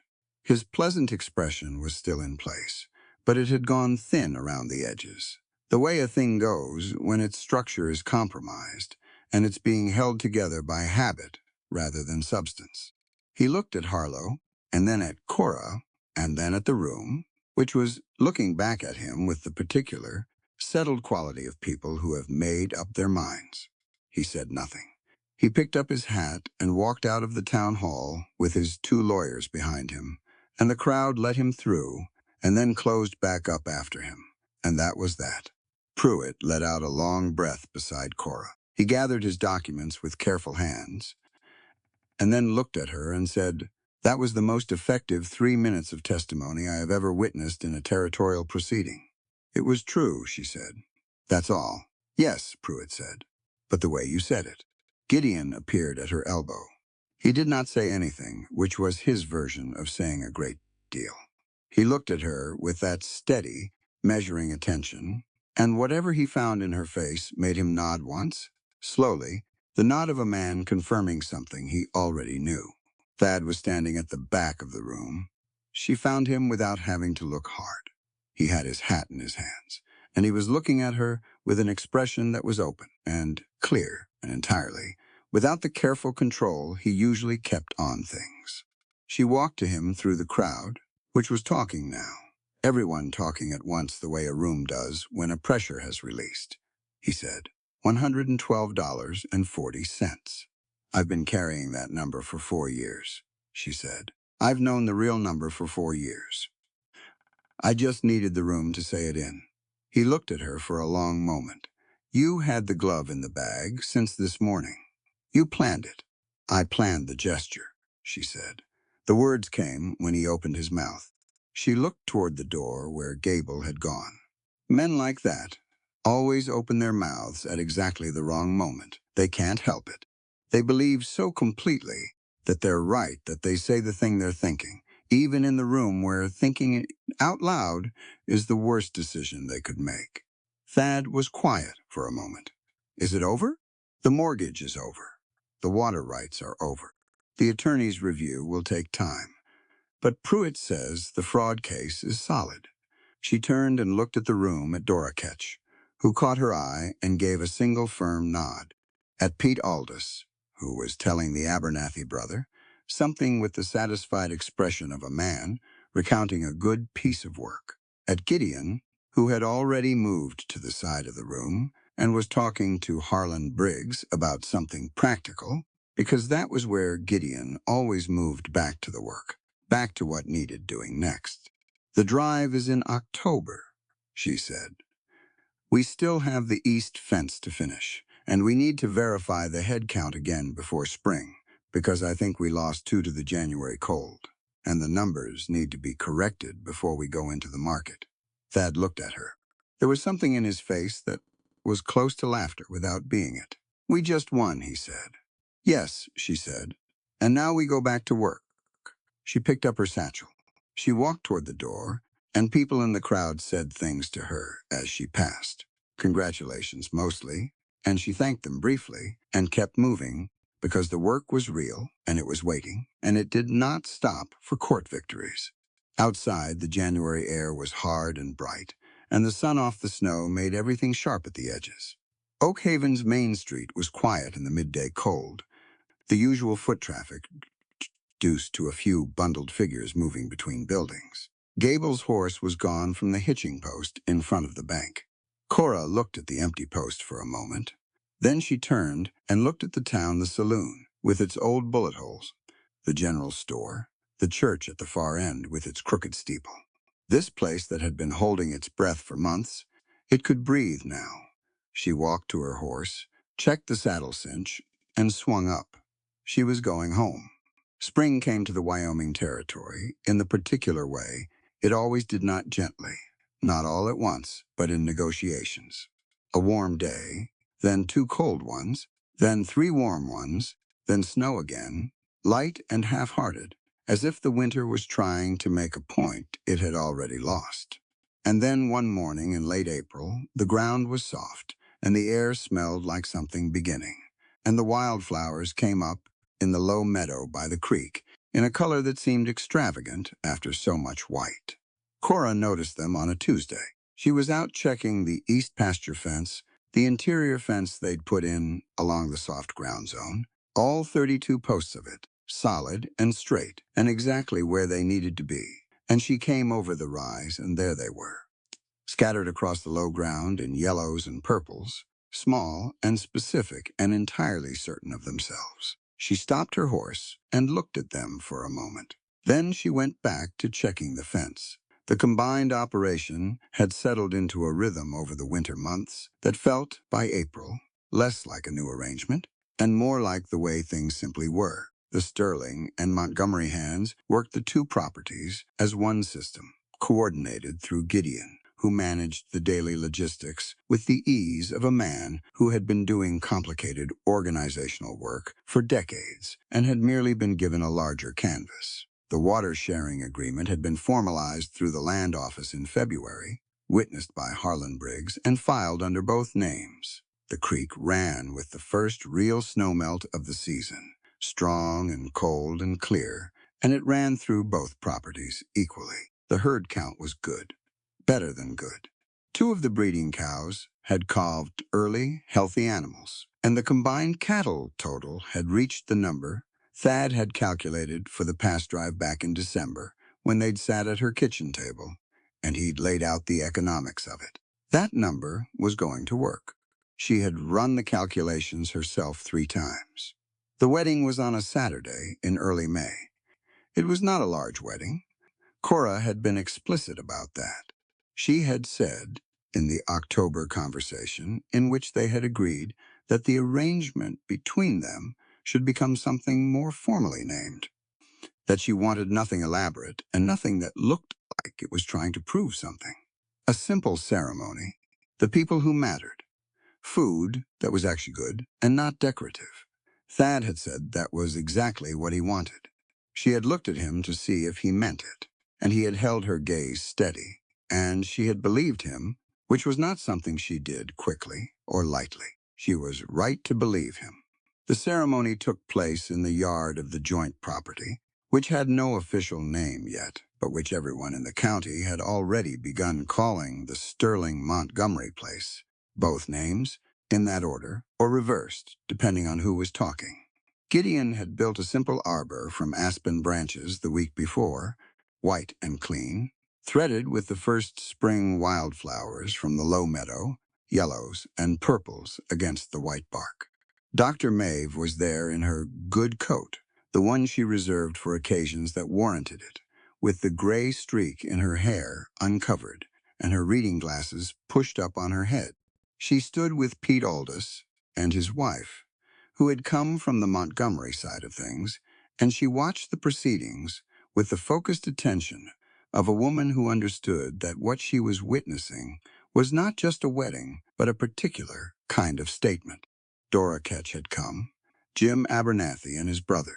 The Ketch boy, who was 20 and had done good work on the east fence and had been offered a season's contract for the drive. Harlan Briggs, from the land office, who had not been invited and appeared anyway with a bottle of good whiskey, and the modest confidence of a man who felt his attendance was justified by the public record. The judge who performed the ceremony was not Harlow. Harlow had offered, which was a gesture Cora had appreciated and declined, because a judge performing a wedding on the property, whose legal status he had determined, felt like a complication she didn't need.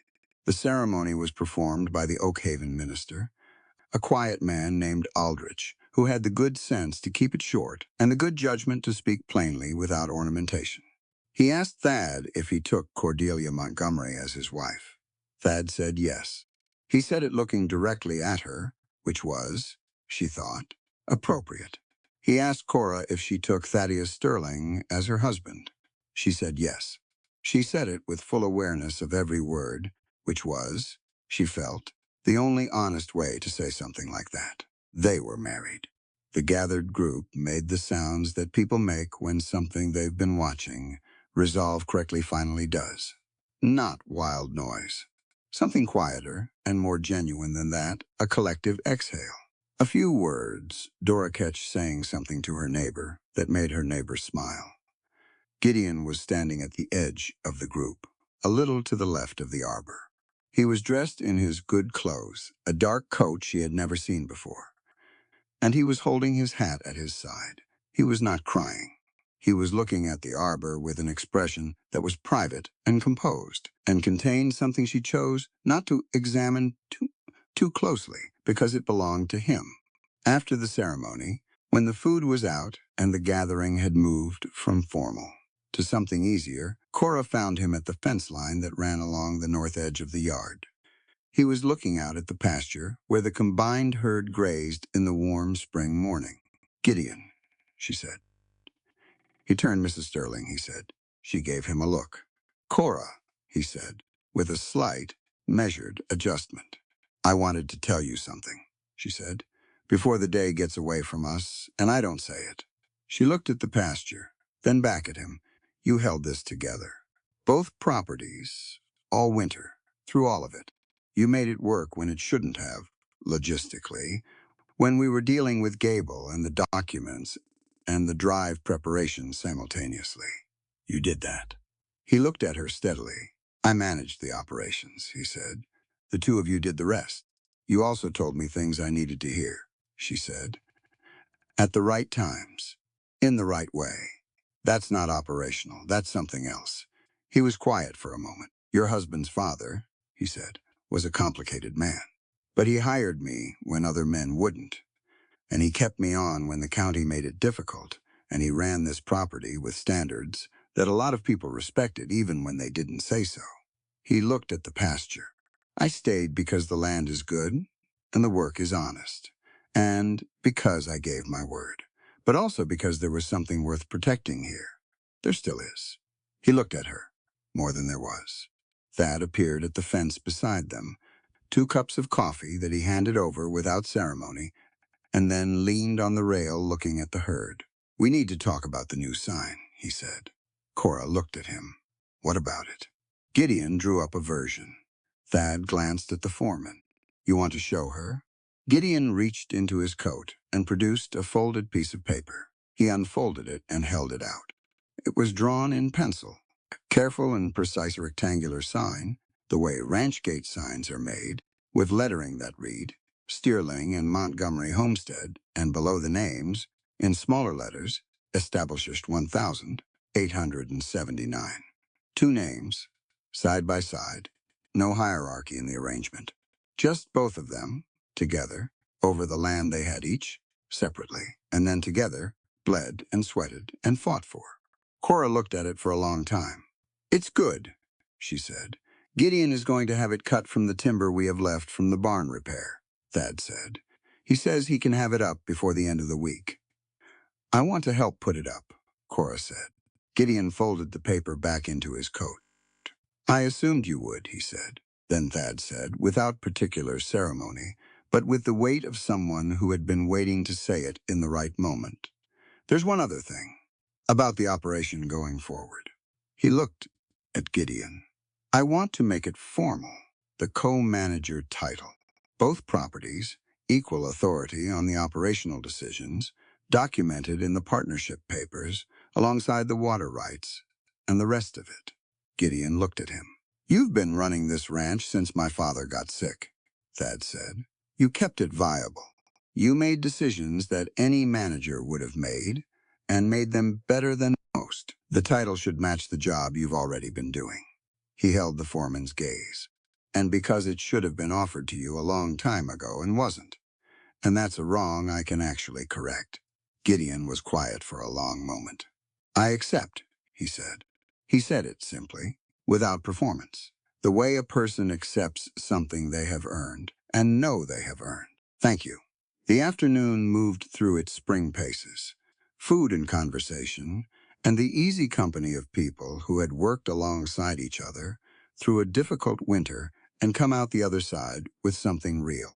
Dr. Maeve talked to Dora Ketch about the need for a proper school building in Oakhaven, and Dora agreed with the specific enthusiasm of someone who had been saying the same thing for 3 years and was glad to have a new ally.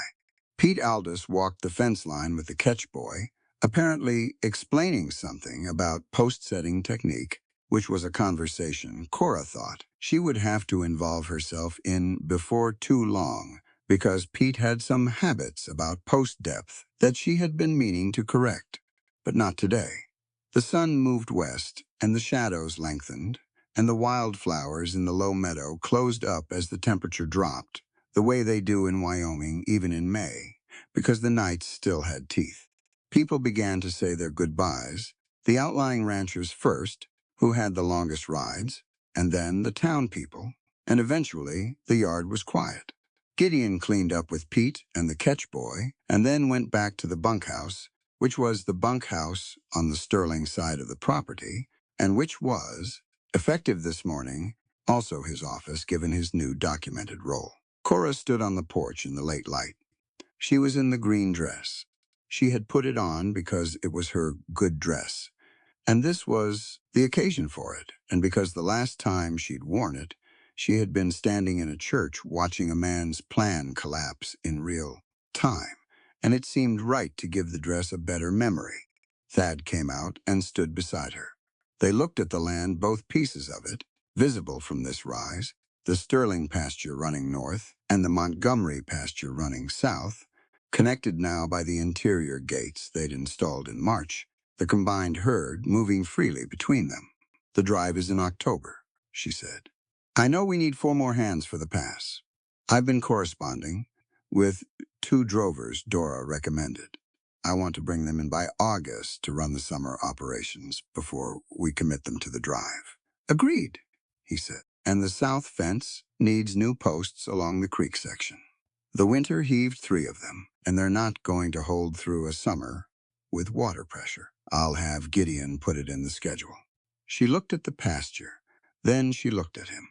He was watching her with that steady, open attention that she had stopped trying to find fault in some time around February, when she had accepted that it was simply what it was, and what it was genuine. "Come inside," she said. "It's getting cold." They went in. The main house parlor held the last of the evening light. The particular warm color that came through west-facing windows in May, touching the wool rug and the iron stove and the shelf of preserves and the small front edge of her parents' place in Nebraska that had always hung beside the window, her things. His father's desk in the corner, which was now Thad's desk, which held both their account books and the partnership documents and the water rights filing and a copy of the letter Pruitt had sent last week confirming that the Territorial Attorney's Office had opened a formal fraud review of the Blackwood Land Syndicate's operations in 3 counties. Gable was gone from Oakhaven. He had packed his bank office in February and left for Cheyenne. And whatever waited for him, there was a problem for the territorial attorneys, and not for this household. Against the parlor's inner wall sat a piano. It had been Thad's mother's, a small upright in dark walnut, brought out from Ohio in 1851 by a woman who had decided that a frontier life did not require the abandonment of everything beautiful. It had been tuned twice in the last 30 years, and was in reasonable condition for what it was, which was an act of stubbornness and love transported across a very long distance. Cora sat down at the bench. She had played since she was 9 years old. Her mother had insisted on it, with the same settled conviction that Thad's mother had insisted on the piano itself, that beauty was not a luxury, that it was not something you earned after the practical things were handled, but something you carried alongside them. She had not played much in the Elias years.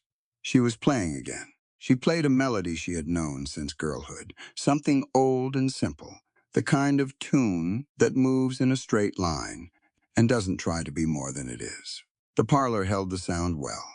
Outside, the spring evening settled into its cold quiet, and inside the music moved through the warm room and filled the spaces that rooms accumulate over years of being lived in. She played it through twice. Then she stopped.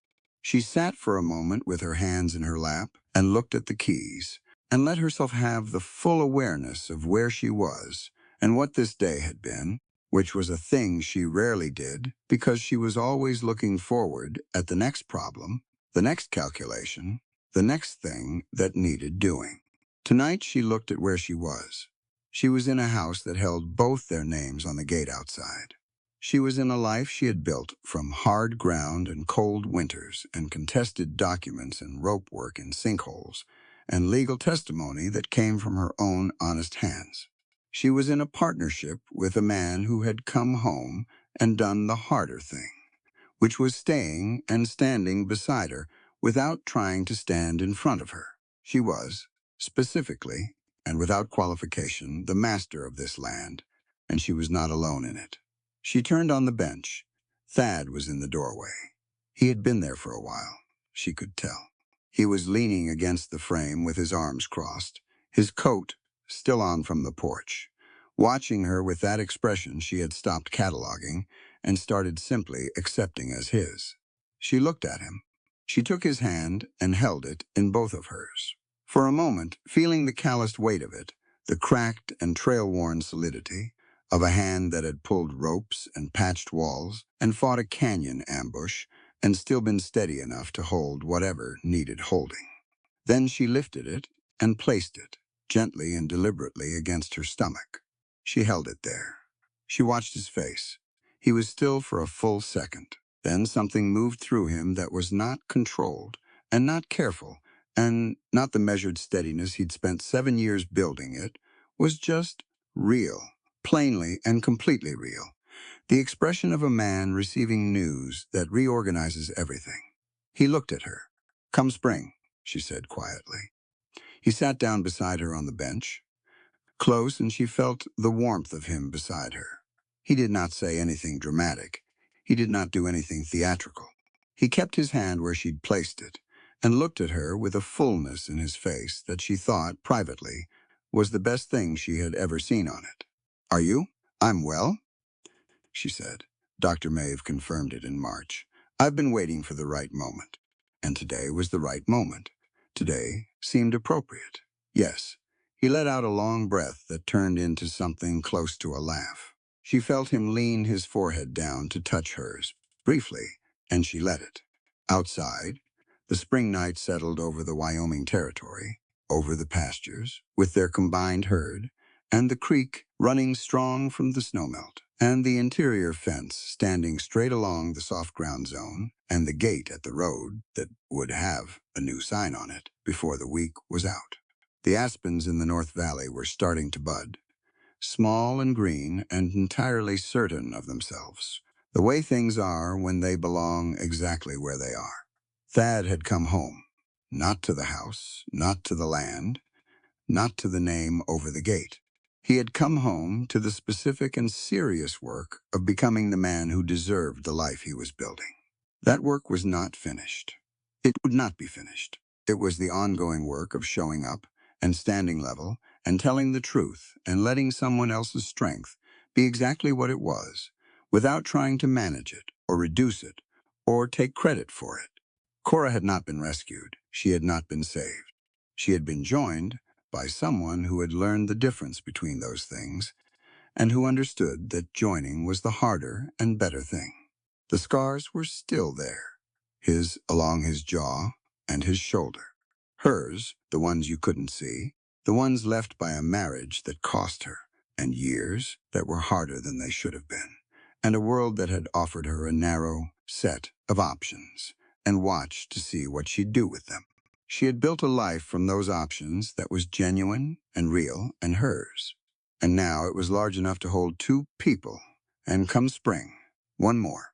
She sat at her mother-in-law's piano in the warm parlor, with her hand over Thad's hand and the spring dark outside and the land running away in every direction, and she was, entirely and without equivocation, exactly where she had decided to be.